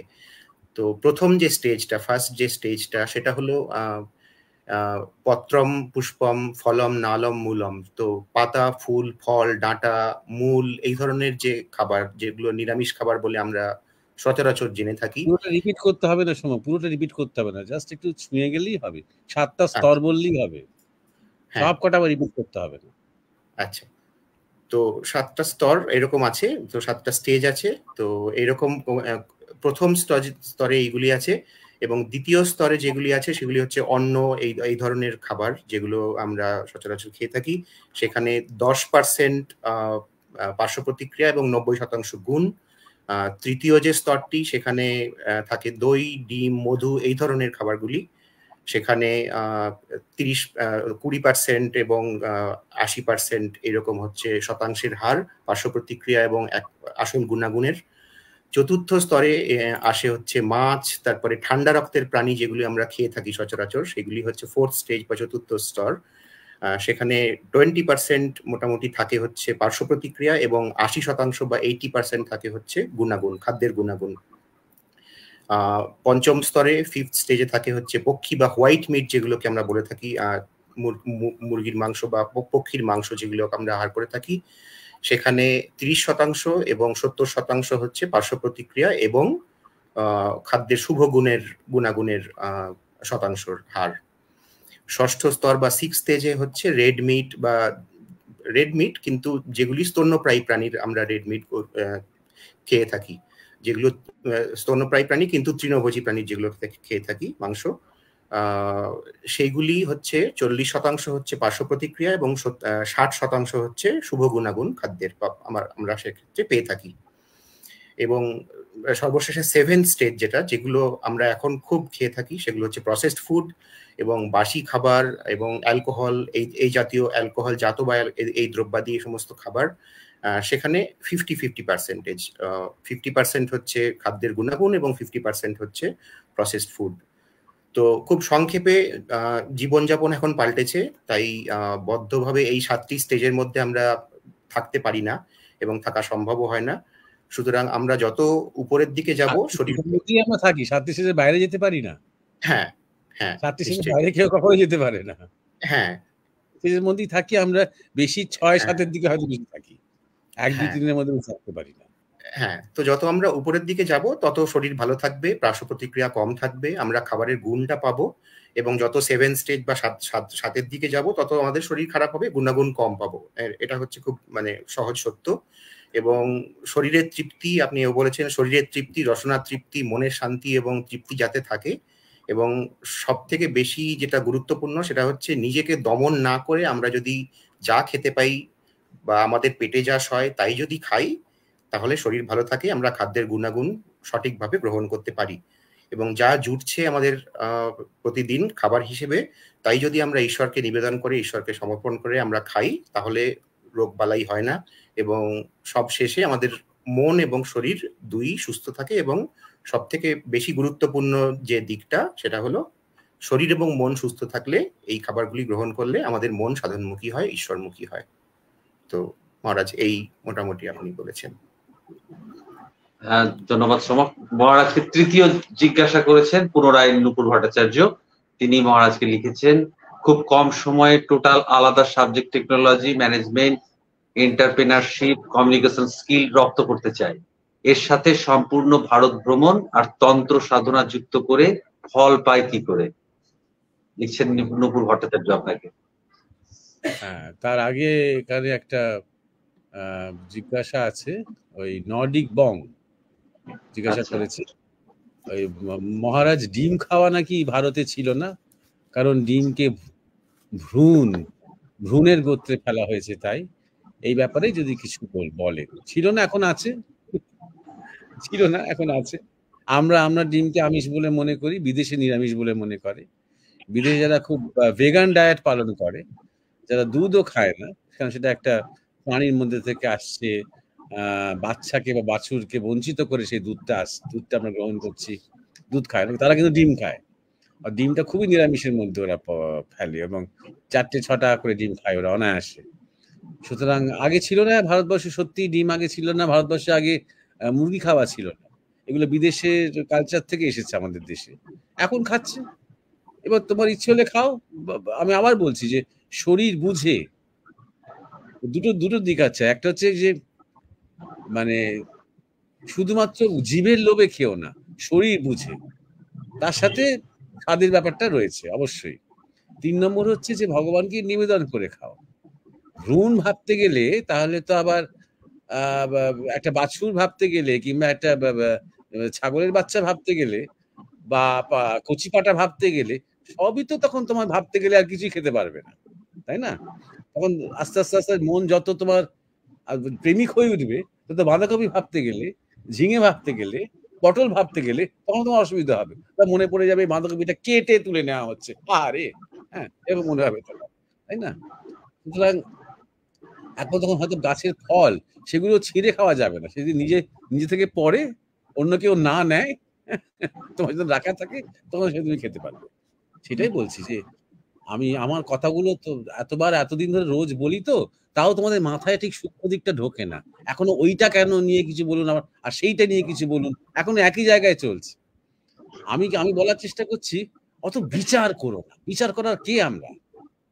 কোনটা ভালো, কোনটা মন্দ, কোনটা ভগবানের অনুমোদন, কোনটা ভগবানের অনুমোদন নয়, কোনটা স্বর্গের রাস্তা, কোনটা নরকের রাস্তা, অত ভেবে কি দরকার আছে? আমি দেখবো যে আমার শরীর কোনটা গ্রহণ করতে পারছে, আমি দেখবো তার মানে ভগবানের সেটাই ইচ্ছা আমার শরীরের জন্য, এবং আমি কিরকম ধরনের বৃত্তির সাথে যুক্ত আছি। প্রচন্ড দুর্বল হয়ে আছে শরীর, হয়তো খুব জ্বর থেকে উঠেছো, ডাক্তার বলছেন যে আপনি একটা করে ডিম এখন খান কয়েকদিন। না, ওটা ভ্রূণ, ভারতবর্ষে ছিল না তো। আর দরকার নেই মরে যাবো, কিন্তু আমি ভ্রূণ খেতে পারবো না। হ্যাঁ, এইটা করবে নাকি তখন মনে করবে প্র্যাকটিক্যাল কারণে এই ভ্রূণ টুন সংস্কার ছেড়ে দিয়ে এখন ডাক্তার যা বলছে সেটা কদিন করে, তা আগে সুস্থ হই, আগে স্ট্রং হই, তারপর যে ভ্রূণ খাচ্ছে তাকে ধরে মারতে যাবো বরং, তাই না? সুতরাং একটু কমন সেন্স ব্যবহার করো। এই এক জায়গায় আর এই মাছির মতো সে ঘায়ে আটকে থাকে না, এই এক জায়গায় আটকে থেকো না। বারবার সেই কথাটাই বলার চেষ্টা করছি। হ্যাঁ, এবার যে পরে যে জিজ্ঞাসাটা নূপুর ভট্টাচার্যেরই, নূপুর কি জানো, নূপুর, হ্যাঁ ভট্টাচার্যেরই জিজ্ঞাসা, যে জিজ্ঞাসাটা রিপিট করছি। প্রথমত জিজ্ঞাসাটা আমি বুঝতেও পারিনি খুব একটা ভালো করে। খুব কম সময়ে টোটাল আলাদা subject, technology, management, entrepreneurship, communication skills রপ্ত করতে চাই। তো করো, সেটা আমাকে বলছো কেন? আমি তো এইসব সাবজেক্টের টিচার নই, তাহলে সেটা আমাকে তুমি বলছো কেন? মানে কি করে রপ্ত করতে হয়, সে যেখানে যেখানে এই সমস্তগুলো টেকনোলজি বলতে তো বিশাল ব্যাপার। কোন টেকনোলজি? সেখানে তুমি যাও, গিয়ে কোর্সে ভর্তি হও। ম্যানেজমেন্টে তো কোর্স হয়, যাও ভর্তি হও। এন্টারপ্রেনারশিপ শিখতে চাও, শেখো। কমিউনিকেশন স্কিলস রপ্ত করতে চাও, করো। তার জন্য তো প্রচুর কোর্স আছে কমিউনিকেশন স্কিলসের জন্য, করো। এর সাথে সম্পূর্ণ ভারত ভ্রমণ ও তন্ত্র সাধনা যুক্ত করে ফল পাই কি করে, কি ফল চাও? সেটা যতক্ষণ না পর্যন্ত আমি উত্তর পাচ্ছি, ততক্ষণ পর্যন্ত আমি বলতে পারবো না তো যে এই এতগুলো কমপ্লিট করার পরে তারপরে ভারত ভ্রমণ এবং তার সাথে সাথে তন্ত্র সাধনা করে সেই ফলটা হবে কিনা। কি ফল চাও তুমি? তুমি তো খুব একটা মানে আধ্যাত্মিক ফল তো চাও বলে মনে হয় না, কারণ technology, management, entrepreneurship, communication skills অনেক কিছু তার সাথে আছে। তাহলে কি ফল চাও তুমি? এটা তো আমাকে প্রথমে বুঝতে হবে।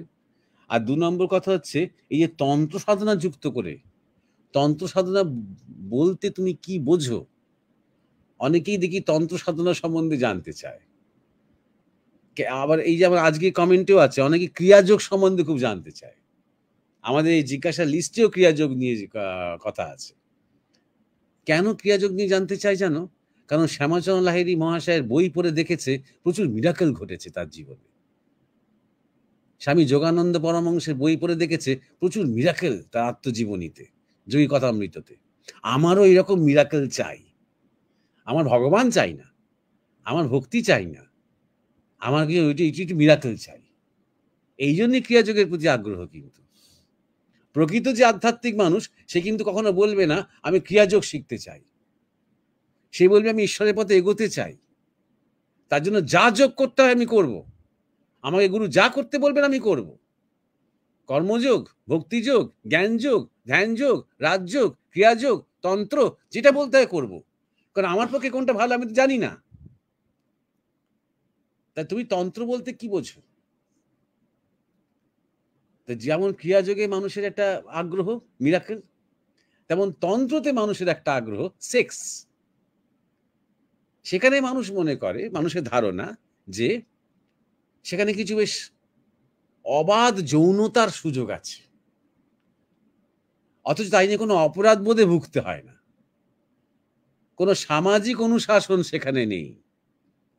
সবই যেহেতু সেটা শিব এবং পার্বতীর নামে হচ্ছে, তাই জন্য এরকম মানুষের মনে একটা ধারণা তন্ত্র নিয়ে। কিন্তু তন্ত্র শব্দটা এসেছে কোত্থেকে?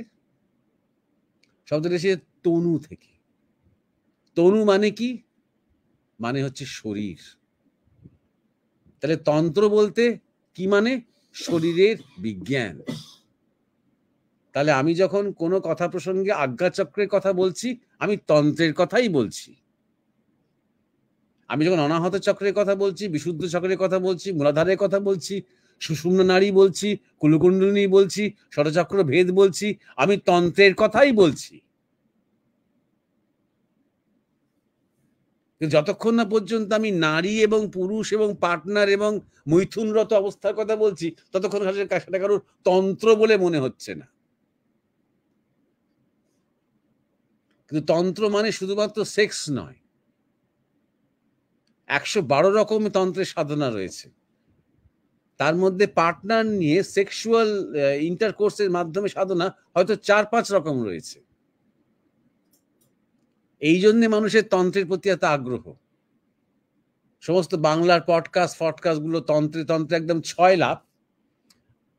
তাতে ১ নম্বর কথা হচ্ছে সেক্সের একটা মানে একটা সম্ভাবনা রয়েছে, সেখানে ক্ষেত্র রয়েছে। ২ নম্বর হচ্ছে ভূত, প্রেত, পিশাচ, মারণ, উচাটন, বশীকরণ, এই সবের অনেক সম্ভাবনা রয়েছে, অর্থাৎ সেখানেও একটা ম্যাজিক রয়েছে, যে ম্যাজিকগুলো অনেক কাজে লাগানো যেতে পারে নিজের সুবিধের জন্য। এই ধরনের সুবিধাবাদী এবং ভণ্ড প্রশ্ন যারা করে তাদের প্রতি আমার কোনো ধৈর্য থাকে না। এই আলোচনা সৎসঙ্গ তাদের জন্য যাদের মধ্যে প্রকৃত জিজ্ঞাসা জাগছে। আমাদের চিন্তায় ভাবনায় এত কনফিউশন রয়েছে, সেই কনফিউশনের মেঘগুলোকে আস্তে আস্তে সরিয়ে দেওয়াটা হচ্ছে আমাদের সৎসঙ্গের প্রয়াস। কাউকে সত্য দেখিয়ে দেওয়া যায় না, কারুর হাতে কোনো একটা গাছের ফুলের মতন হাতে এসে সত্য ধরিয়ে দেওয়া যায় না। সত্যের ইঙ্গিত দেওয়ার মতন এখনো জিজ্ঞাসার কোয়ালিটি নয়। কিন্তু যত মিথ্যা আমাদের ঘিরে রয়েছে, ধ্যান ধারণার যত অস্পষ্টতা, যত অস্বচ্ছতা, যত বিভ্রান্তি এবং বিকৃতি, চেষ্টা করা হয় সেইগুলো কাটিয়ে দিতে। আশা করা হয় যে একদিন আগাছা কাটতে কাটতে কাটতে কাটতে জমি পরিষ্কার হবে, তখন সেই জমিকে কর্ষণ করা যাবে, তখন সেই জমিতে বীজ রোপণ করা যাবে। এই বিভ্রান্তি কাটানোটাই হচ্ছে আমাদের প্রয়াস। তাই না? আমি বলবো, আমি জানি না তুমি কি ফল চাও, তবু আমি চাইবো তুমি অন্তত ঈশ্বরকে চাও, যদি চাইতেই হয়। অন্তত যদি একজন সাধুর কাছে কিছু চাইতে হয়, যিনি ঈশ্বরকে নিয়ে আছেন, তার কাছে কিছু ম্যাজিক চেয়েও না, তার কাছে কিছু কেরিয়ার কাউন্সেলিং চেয়েও না, তার কাছে বরং তিনি যে পথে আছেন সেই পথের প্রসাদ চাও। যদি ঈশ্বরের পথে যদি তুমি এগোতে চাও, তাহলে তুমি তন্ত্র করবে না যোগ করবে না, তুমি ভক্তি মার্গে যাবে না জ্ঞান মার্গে যাবে, সেটা তোমার গুরুর উপর ছেড়ে দাও। কারণ কাকে দিয়ে কি সাধনা হবে সেটা তার গুরু জানেন।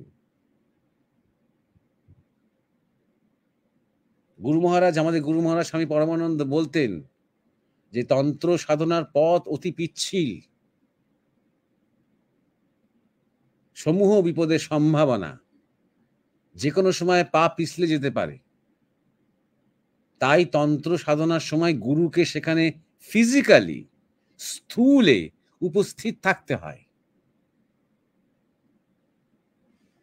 তার শিষ্যের কাছে, যাতে তার পতন না হয়। এতটাই ডেলিকেট। তাই জন্য যদি তন্ত্র সাধনা, যেরকম ধরনের তন্ত্র সাধনা করার জন্য তুমি উদ্গ্রীব হয়েছ, কেন হয়েছ? সিদ্ধির জন্য নাকি সিদ্ধ হতে? সিদ্ধি এবং সিদ্ধর মধ্যে পার্থক্য কি? যখন আমরা কোনো শক্তি বা ক্ষমতা অর্জন করার জন্য সাধনা করি বা তপস্যা করি, তখন সেই ক্ষমতাকে, সেই শক্তিকে বলা হয় সিদ্ধি। যখন আমাদের পূর্ণ জ্ঞান হয়, নতুন করে বাসনার যখন আর চারা গজায় না, সেদ্ধ হই যখন আমরা, সেদ্ধ হয়ে গেলে তখন ছোলা থেকে আর সেই ওই সাদাটা বেরোয় না। সেদ্ধ হয়ে গেলে নতুন করে বাসনা কামনা জাগে না, সেটা হচ্ছে সেদ্ধ হওয়া, সেটা হচ্ছে জ্ঞান হওয়া, মুক্তি হওয়া। সেটা জন্মান্তর থেকে মুক্তি হয়ে যাওয়া। সুতরাং তুমি সিদ্ধি চাও না সিদ্ধ হতে চাও, সেটা তুমি বিচার করো, তারপর জিজ্ঞাসায় এসো। নাহলে আমাকে লিস্ট শোনাতে যেও না, আমি এই চাই 5টা, আমি এই স্কিল রপ্ত করতে চাই, আমি ওইটা শিখতে চাই, জানতে চাই, তার সাথে ভারত ভ্রমণ করতে চাই, তার সাথে ওই করতে চাই, তার সাথে তাই করতে চাই, কি করে ফল পাই। এরকম হালকা, মানে এগুলো একেবারেই পাতলা হালকা, কোনো মনন নেই তো এইসব কথার মধ্যে। যে ভগবানকে চায়, সত্যি করে যে ভগবানকে চায়, সে তার সাথে আরো 5টা লিস্টে লিজুর জুড়বে না তার সাথে। সে ভগবানের পথে যেতে যেতে ভগবান তাকে যার যেটুকু দেওয়ার, যেটুকু দিলে তাকে দিয়ে ভগবানের কাজ হবে, ভগবান সেটুকু তাকে দিয়ে দেবেন। সমস্ত মহাপুরুষদের জীবনী পাঠ করো, দেখবে আমি কি বলছি। এই যে লিখেছে ভারত ভ্রমণ, কিভাবে ভ্রমণ করতে চাও? আমরা তো প্রাতঃ ভ্রমণও করি, আমরা সান্ধ্য ভ্রমণও করি। ভ্রমণ মানে একটু বেরিয়ে আসা, তো এই বেরিয়ে এসে তোমার কি হবে? ভারত বলতে কি তোমার মানে সে একদিনের ব্যাপার নাকি? কিভাবে তুমি ভারত ভ্রমণ করতে চাও? তোমার প্ল্যানিংটা কি? ওই জন্য আজকে টপিক দিয়েছি ভ্রমণ, পর্যটন, পরিব্রাজন। পর্যটন মানে কি? মানে প্ল্যান্ড কোনো ট্যুর। তুমি প্ল্যান ট্যুর করলে তোমার ট্রাভেল এজেন্টের সাথে, যে তুমি গ্যাংটক যাবে, পেলিং যাবে, লাচেন যাবে, লাচুং যাবে, গুরুদাম্মার লেক যাবে, 7 দিনের প্যাকেজ, এত টাকা, 7টা রাত 8টা দিন, এই হোটেল, এই খাওয়া দাওয়া, এই হচ্ছে তোমার প্ল্যান্ড পর্যটন। সাইট সিইং, তোমার একদিন করে বেরোবে আর গাড়ি আসবে আর তোমাকে 7টা ভিউ পয়েন্টে নিয়ে যাবে, 8টাও নয় 6টাও নয়। তুমি যদি বলো আরে ওই রাস্তাটা ভাল লাগছে, যেখানে আমি গাড়িটা নিয়ে দাঁড়িয়ে থাকো, তো আমরা একটু হাঁটতে হাঁটতে ওইদিকে যাই, ভাল লাগছে ওখানটা জঙ্গলের মধ্যে, বলে অসম্ভব, হবে না। যা যা রেট ধরা আছে, বিকেল 5টার মধ্যে ফিরিয়ে আনবো আপনাকে হোটেলে, এই এই হচ্ছে পর্যটন। এরকম চাও? এইভাবে কিন্তু তুমি আস্তে আস্তে সবকটা ভারতের সবকটা রাজ্যের প্রধান প্রধান দর্শনীয় স্থানগুলো কিন্তু তোমার দেখা হয়ে যাবে, কিন্তু নিজের মধ্যে বিন্দুমাত্র কোনো পরিবর্তন হবে না। নাকি পরিব্রাজন চাও? পরিব্রাজন অন্যরকম। পরিব্রাজন কেউ শখ করে না। পরিব্রাজন হচ্ছে এক ধরনের আত্ম অনুসন্ধান। নিজের লিমিটেশনস গুলোকে যখন আমরা চ্যালেঞ্জ করার সুযোগ পাই, তখন পরিব্রাজন শুরু হয়। সেটা দু রকমের সাধু আছে, দু রকমের সাধক আছেন। কুটিচক, বহুদক। কুটিচক যারা একটা স্থানেই থাকেন, আর বহুদক তিনি চড়ে বেড়ান, কোনো নির্দিষ্ট গন্তব্য নিয়ে নয়, যে আমাকে অমুক দিনের মধ্যে এই ট্যুর শেষ করতে হবে, আমাকে রোববারের মধ্যে কেদারনাথে পৌঁছতে হবে, এরকম ধরনের কোনো সামনে টার্গেট রাখেন না তিনি। তিনি জাস্ট ঘোরেন।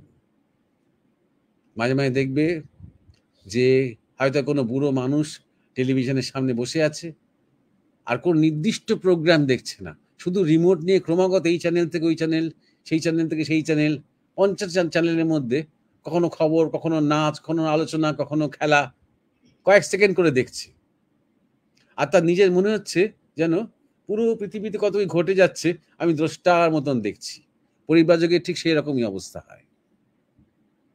কত কি ঘটে যাচ্ছে, কত কত পরিবার, কত টান, কত সম্পর্ক, কত মায়া, কত মমতা, কত ঝগড়া, কত বৈরিতা, আসে এক জায়গা থেকে আরেক জায়গায়, এক জায়গা থেকে আরেক জায়গায় যাচ্ছে। কত ভাষা, কত খাদ্য, কত সংস্কৃতি, কত আপন, কত পর, সে এক জায়গা থেকে আরেক জায়গায়, এক জায়গা থেকে আরেক জায়গায় যাচ্ছে, কোথাও বাধা পড়ছে না। কয়েকটা নিয়ম ফলো করে পরিব্রাজকেরা। যে কোনো একটা স্থানে 3 রাত্রির বেশি তারা থাকবেন না, কারুর বাড়ির ভেতরে তারা ঢুকবেন না, বাড়ির বাইরে বা উঠোনে, যদি সম্ভব হয় তাহলে কোনো মন্দিরে রাত্রিবাস করবেন, ভিক্ষান্ন গ্রহণ করবেন। যদি কেউ চাল ডাল আলু সবজি দিয়ে যায়, সে নিজেই আগুন টাগুন জ্বালিয়ে সেদ্ধ করে খাবেন, সপাক ভোজন করবেন। হাতে শুধু লাঠি থাকবে আর লোটা কম্বল থাকতে পারে, লোটা জল টল ক্যারি করার জন্য, কম্বল পেতে শোয়ার জন্য, বা পেতে এবং গায়ে একসাথে জড়িয়ে নিয়ে, যাতে রাত্রিবেলা মশা না কামড়ায়। এই হচ্ছে পরিব্রাজনের জীবন।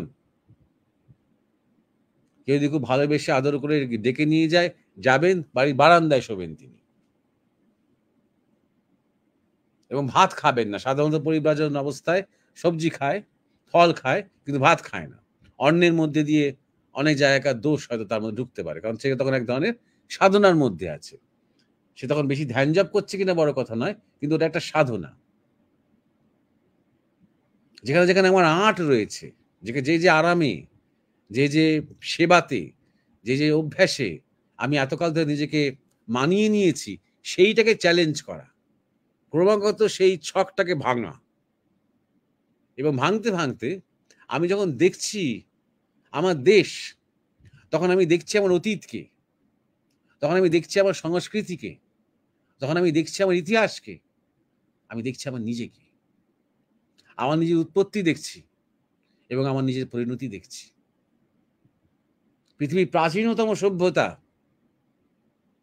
এবং তার নবীনতম আঙ্গিক আমি ক্রমাগত দেখে যাচ্ছি, এবং শুধু দেখছি না, আমি তার সাথে একাত্ম হচ্ছি।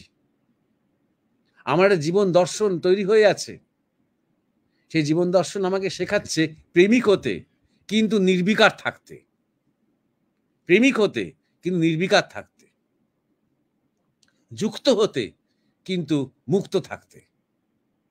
সবার সুখ দুঃখ ভালো মন্দের সাথে আমি নিজেকে যুক্ত করছি, কিন্তু কোনো কিছুর মধ্যেই বাধা পড়ছি না। এমনকি কোনো মিশনারি ওয়ার্কে, এখানে আমাকে একটা অনাথ আশ্রম করতে হবে, ওখানে আমাকে একটা দাতব্য চিকিৎসালয় করতে হবে, এইরকম কিছুর মধ্যে আমি বাধা পড়ছি না।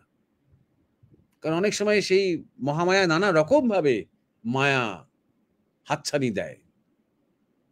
গ্রামের লোকেদের খুব ভালো লেগে গেল, আপনি আমাদের সাথেই থাকুন, এখানে একটা খুব দরকার আপনার মতন মানুষকে, আমরা এখানে আপনার জন্য আশ্রম করে দেবো, এখানে দেখুন মন্দিরের পাশে জমিটা, আমরা সবাই মিলে এখানে আপনার জন্য একটা কুঠিয়া করে দেবো। খুব অ্যাট্রাকটিভ মনে হচ্ছে, কিন্তু পরিব্রাজনের তিনি সংকল্প নিয়েছেন কোথাও আটকে যাবেন না।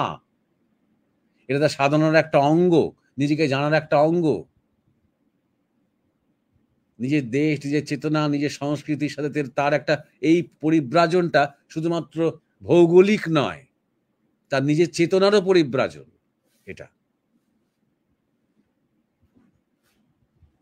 এবং এটা নির্দিষ্ট কোনো সময়সীমা নাও থাকতে পারে যে 2 বছরের মধ্যে পরিব্রাজন শেষ হবে।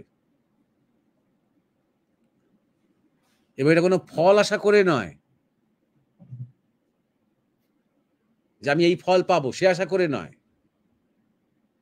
আমরা যখন পরীক্ষা দিই স্কুলে বা কলেজে, তখন আমাদের থিওরি থাকে, তারপর প্র্যাকটিক্যাল থাকে, আর মাঝে মাঝে তার সাথে ভাইভা থাকে। তবে পরীক্ষাটা সম্পূর্ণ কমপ্লিট হয়, কোর্সটা কমপ্লিট হয়। তেমনি ব্রহ্মচর্য আশ্রমে 12 বছর সাধক সে গুরুর সঙ্গ পেয়েছেন, বিভিন্ন শাস্ত্র অধ্যয়ন করেছেন, অনেক কিছু জেনেছেন, তিনি থিওরিটিক্যালি জেনেছেন, অনেক শিখেওছেন, অনেক কাজ। আশ্রম কি করে চালাতে হয়, রান্না করতে হয়, ভিক্ষা করতে হয়, পরিষ্কার পরিচ্ছন্ন করতে হয়, গোপালন করতে হয়, চাষবাস করতে হয়, অনেক কিছু শিখেছেন। তাও তিনি কোথাও একটা আশ্রয়ে ছিলেন, এক নিরাপত্তার মধ্যে ছিলেন, একটা বাঁধা ধরা রুটিনের মধ্যে ছিলেন, একটা সিকিউরিটির মধ্যে ছিলেন, একটা নিয়মের মধ্যে ছিলেন। যখনই কমপ্লিট হলো তার অধ্যয়ন, গুরু বললেন এবার পরিব্রাজনে বেরিয়ে যাও, এবার প্র্যাকটিক্যাল। এত বছর থিওরিটিক্যাল হলো, এবার প্র্যাকটিক্যাল, এবার নিজেকে নিজে অভিজ্ঞতায় নিয়ে এসো। অনেক কিছু শিখেছো, জেনেছো, সবকিছু কোনো কিছুর সাথে মেলানোর চেষ্টা করো না। ওপেন মাইন্ড, জিরো, সম্পূর্ণ সারেন্ডার। কোথায় খাবো, কোথায় শোবো, কেমন থাকবো, কে আছে কে নেই, টোটাল সারেন্ডার জীবনের কাছে, ইষ্টের কাছে, গুরুর কাছে। সাধনার একটা অঙ্গ, বিরাট অঙ্গ এই পরিব্রাজন। তারপরে তিনি যখন আমার গুরুর কাছে ফিরে আসেন, তখন গুরুর সাথে তার একটা আদান প্রদান হয়। এটা একটা ভাইবার মতন কিছুটা। আমরা মহর্ষি জনকের কাছে কথা জানি, যে মহর্ষি জনকের কাছে ঋষিরা তাদের শিষ্যকে পাঠাতেন এই ভাইবার জন্য বা এই প্র্যাকটিক্যালের জন্য। রাজর্ষি তিনি, একদিকে রাজা আর একদিকে ঋষি। তিনি এতটাই উচ্চ স্থিতির যে ঋষিরা তাদের ঋষি সন্তানদের, যারা পুরো আবাল্য ব্রহ্মচারী, তাদের পাঠাতেন জনকের কাছে। এমনও গেছে যে জনকের কাছে তিনি অনুমতি চেয়ে অপেক্ষা করেছেন বাইরে, 3 দিন 4 দিন 5 দিন কোনো সাড়া শব্দ পাননি, সেখানেই ব্রহ্মচারী অপেক্ষা করে গেছে ধৈর্য ধরে। লক্ষ্য করা হচ্ছে তার মধ্যে কোনো রিয়াকশন আসছে? সে কি বিরক্ত হচ্ছে? সে কি মনে করছে যে আমি রাজারকে কৃতার্থ করে দিয়েছি, আমি একজন সাধু হয়ে এসেছি তার কাছে, কোথায় তিনি আমাকে আপ্যায়ন করবেন? তা নয়, তিনি আমাকে দাঁড় করিয়ে রেখেছেন, এটা কি তার মনে হচ্ছে? নাকি স্থির হয়ে ধৈর্য ধরে অপেক্ষা করে আছে? ব্রহ্মচারীর লক্ষণ তার স্থিরতা। তারপর যখন হয়তো জনক তাকে ডেকে দিলেন ঘরে, তখন পরীক্ষা 80% পাস হয়ে গেছে, সে একই রকম প্রসন্ন হয়ে আছে। এরকম নানা রকম পরীক্ষা। নিজেকে সে চিনতে পারছে কিনা, নিজেকে সে দেখতে পাচ্ছে কিনা, সম্পূর্ণ নিয়ন্ত্রণ আছে কিনা তার স্বভাবের উপরে, সত্তাময় হয়ে আছে কিনা, এই পরিব্রাজনের ফল। এইরকম ফল চাও তুমি? তোমার প্রশ্নের ধরন দেখে কিন্তু মনে হয় না। এক নিঃশ্বাসে তুমি communication skills, entrepreneurship, management, subject technology, total ইত্যাদি ইত্যাদি বলে, হ্যাঁ, তার সাথে ভারত ভ্রমণ, তার সাথে তন্ত্র সাধনা, কোনো কিছুই তোমার দ্বারা হবে না। এই যে আমি প্রথমেই শুরু করেছিলাম একটা কথা বলতে, যে পলিটিক্যালি কারেক্ট কথা সেই লোকেরাই বলে যারা সবাই খুশি করতে চায়। আমি কাউকে খুশি করতে চাই না, আমি সত্য কথা বলতে চাই, কারণ এটা সৎসঙ্গ, এখানে সত্য নিয়ে আলোচনা হয়। যারা কাউকে খুশি করার কথা ভাবে না, সবার প্রিয় হয়ে থাকতে চায় না, তাদেরকে আমরা সাধু বলি। তোমাকে আমি সাজেস্ট করব যে তুমি যা শিখতে চাও সে শেখো, কিন্তু তন্ত্র সাধনা করো বলার আগে তন্ত্র কি ব্যাপারটা জানো, যেটা আমি আজকে আলোচনা করেছি। 2 নম্বর কথা হচ্ছে তন্ত্র সাধনাটা করা তোমার উদ্দেশ্য, অর্থাৎ তন্ত্রের যে মজাটা, তার যে বশীকরণ, সম্মোহন ইত্যাদি ইত্যাদি, সেইটা, না তার সেক্সের দিকটা? নিজেকে জিজ্ঞাসা করো। আমি তোমার সাথে শুধু আয়না ধরছি মাত্র, নাকি তুমি আসলে শিবত্বে যেতে চাও, নাকি তোমার মধ্যে সিংহের শক্তিটা আছে, সেই শক্তিকে জানিয়ে ঈশ্বরমুখী হতে চাও? তাহলে তন্ত্র করবে না, যোগ করবে না, ভক্তি নিয়ে থাকবে, সেটা নিয়ে ভেবো না। সেই পথ এবং মার্গ ছেড়ে দাও গুরুর হাতে। ভগবানের দিকে যেতে চাও না কিছু মজা করতে চাও সাধনার নাম নিয়ে, সেটা দেখো। আর ভারত ভ্রমণটা তোমাকে একটা শৌখিন বিলাসিতা, নাকি সেটা একটা পরিব্রাজন, যে পরিব্রাজন আমি কথা বলছি? সিরিয়াস কথায় যদি থাকো, সিরিয়াস যদি অন্বেষণ থাকে, তবে কথা বলে বা আদান প্রদানে এক আস্বাদন আছে। হ্যাঁ, সমক এবং উমেশ। হ্যাঁ মহারাজ, আজকে যে বিষয় ছিল, অনুষ্ঠানের নামকরণ করা হয়েছিল ভ্রমণ, পর্যটন এবং পরিব্রাজন, সেটা নিয়ে শেষ জিজ্ঞাসা আজকে রেখেছিলেন নুপুর ভট্টাচার্য। আপনি তার মীমাংসা করলেন অসামান্য, এবং তার জিজ্ঞাসার মধ্যে কিছু ধোঁয়াশা ছিল, সেটা আপনি সেগুলো দূর করেছেন। স্বাভাবিকভাবে তিনি কি স্কিল রপ্ত করতে চান, নাকি তার জিজ্ঞাসার মধ্যে এসেছে যে তিনি ফল পেতে চান কিছু থেকে, সেই ফলটা কি, এবং সেখানে তন্ত্রের কথা এসছে, আপনি সরাসরি তন্ত্রের প্রসঙ্গে ঢুকেছেন। যে তন্ত্র আপনি শেষেও বললেন যে তন্ত্রের মধ্যে যে দিকগুলো, মানে আমরা কি সেই অবাধ যৌনতার দিকে যেতে চাইছি, না কিছু সিদ্ধি পেতে চাইছি, সেইটা আমাদের পরিষ্কার হতে হবে। আপনি সুন্দর বলেছেন আজকে যে সবসময় তন্ত্রের কথাই বলা হচ্ছে, তনু থেকে তন্ত্র, তনু দেহ, এবং যখন চক্রের কথা বলা হচ্ছে তখন তন্ত্রের কথাই বলা হচ্ছে। 112 রকমেরই তন্ত্র সাধনা আছে, আমরা হয়তো তার মধ্যে শেখ 4-5 রকমের, তবু মানুষ সেইটা নিয়েই আর কি আলোচনা করে বা বিভিন্ন পডকাস্ট হচ্ছে। আপনি বলেছেন যেটা খুবই ওনার নিশ্চয়ই ভালো লাগবে, আমাদেরও ভালো লেগেছে, যে এই আলোচনা তাদের জন্য যারা প্রকৃত জিজ্ঞাসা করেন, এবং আপনি সেই কনফিউশনের মেঘ মানুষের মধ্যে থেকে সরিয়ে দেন। এবং আপনি বলেছেন যে সত্যকে হয়তো ধরানো যায় না, কিন্তু কিছুটা ইঙ্গিত দেওয়া যায় যারা, তাদের মধ্যে সেই কোয়ালিটি আছে। আপনি একজন সাধুর কাছে ঈশ্বরকে চাইতে বলেছেন, কারণ সাধুর কাছে চাইতে গেলে ঈশ্বরকে চাইতে হয়। কোন রকম ম্যাজিক, কোনো কেরিয়ার কাউন্সিলিং বা কোনো ম্যাজিক তার কাছে যেন কেউ না চান। আপনি গুরু মহারাজ একটা কথা বলতেন, আপনি আজকে আবার স্মরণ করেছেন, যে তন্ত্র সাধনার পথ পিচ্ছল, কারণ সেখানে গুরুকে স্থূলে উপস্থিত থাকতে হয়। আর সেদ্ধ এবং সিদ্ধি, এই যে দুটি প্রসঙ্গ, এই দুটি খুব সুন্দরভাবে আজকে মহারাজ ব্যক্ত করেছেন। আপনারা সবাই শুনলেন যে সিদ্ধি না চেয়ে সেদ্ধ হতে বলেছেন, যেমন ভাবে আমরা কোনো কিছুকে সেদ্ধ করি যেখান থেকে নতুন করে অঙ্কুরোদ্গম হয় না। ভগবানকে চাইলে যেটুকু দিয়ে কাজ হবে তিনি সেটুকু নিশ্চয়ই দেবেন, আমরা যেন ভগবানকে চাই। এবং শেষে মহারাজ সেই ভ্রমণ, পর্যটন এবং পরিব্রাজনের প্রসঙ্গে এসেছেন। ভ্রমণ যেটা বেড়ানো, পর্যটন যেমন আমরা প্ল্যান ট্যুর করি, এবং পরিব্রাজন সেইখানেই গুরুত্বটা মহারাজ দিয়েছেন, যে শখ করে নয়, যেখানে মানুষ আত্মানুসন্ধানে বেরোচ্ছে, নিজের লিমিটস কে চ্যালেঞ্জ করার সুযোগ পাচ্ছে। এবং সাধুদের নিয়ে যে দুটো ভাগ, অর্থাৎ কুটিচক এবং বহুদক, সেই বহুদক যারা সন্ন্যাসী হন তারা ভিক্ষান্ন করে সপাক ভোজন করে হাতে লাঠি নিয়ে একটি কম্বলকে সম্বল করে বেরিয়ে পড়েন। তারা হয়তো সেই তার যে সমগ্র ভারত পরিব্রাজন, তাতে হয়তো ভাত খান না, কারণ সেখানে কিছু ফলাহার করেই থাকেন। এবং মহারাজ বলছেন যে সেই যে সন্ন্যাসী বা সেই যে সাধু যিনি পরিব্রাজনে বেরোচ্ছেন, তিনি কি দেখছেন? দেখছেন দেশ, অতীত, দেখছেন সংস্কৃতি এবং ইতিহাস, দেখছেন নিজের উৎপত্তি এবং পরিণতি, এবং দেখছেন প্রাচীনতম সভ্যতার নবীনতম আঙ্গিক। এবং তিনি কি শেখাচ্ছে?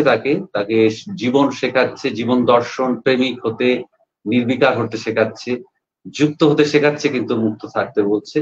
তাই মহারাজ আমাদের বলেছেন যে শুধু ভৌগোলিক নয়, এই পরিব্রাজন চেতনার পরিব্রাজন, এবং কোনো ফলাকাঙ্ক্ষা যেখানে থাকবে না।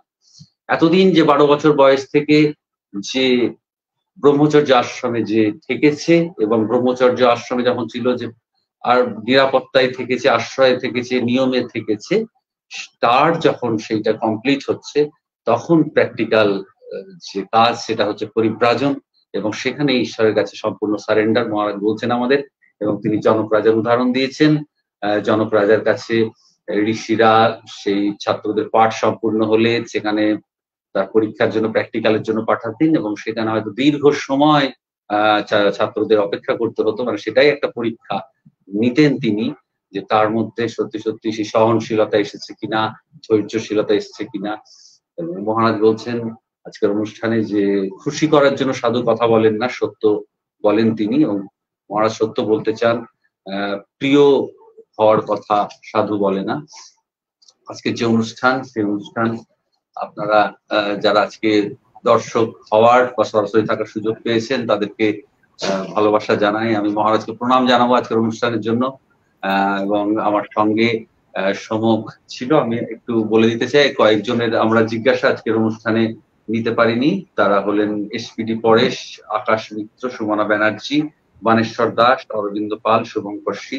এছাড়াও মহারাজের আগের অনুষ্ঠানগুলোতেও জানিয়েছেন প্রায় 6 মাস 5 মাস আগেও নানা জিজ্ঞাসা পাঠিয়েছেন, সেগুলো সব লিস্ট করা আছে। ধীরে ধীরে নিশ্চয়ই সেগুলো আমরা স্থান দিতে পারবো, মহারাজ তার মীমাংসা করবেন। মহারাজকে পুনরায় প্রণাম জানিয়ে আজকের যে অনুষ্ঠান তার শেষ ঘোষণা করছি।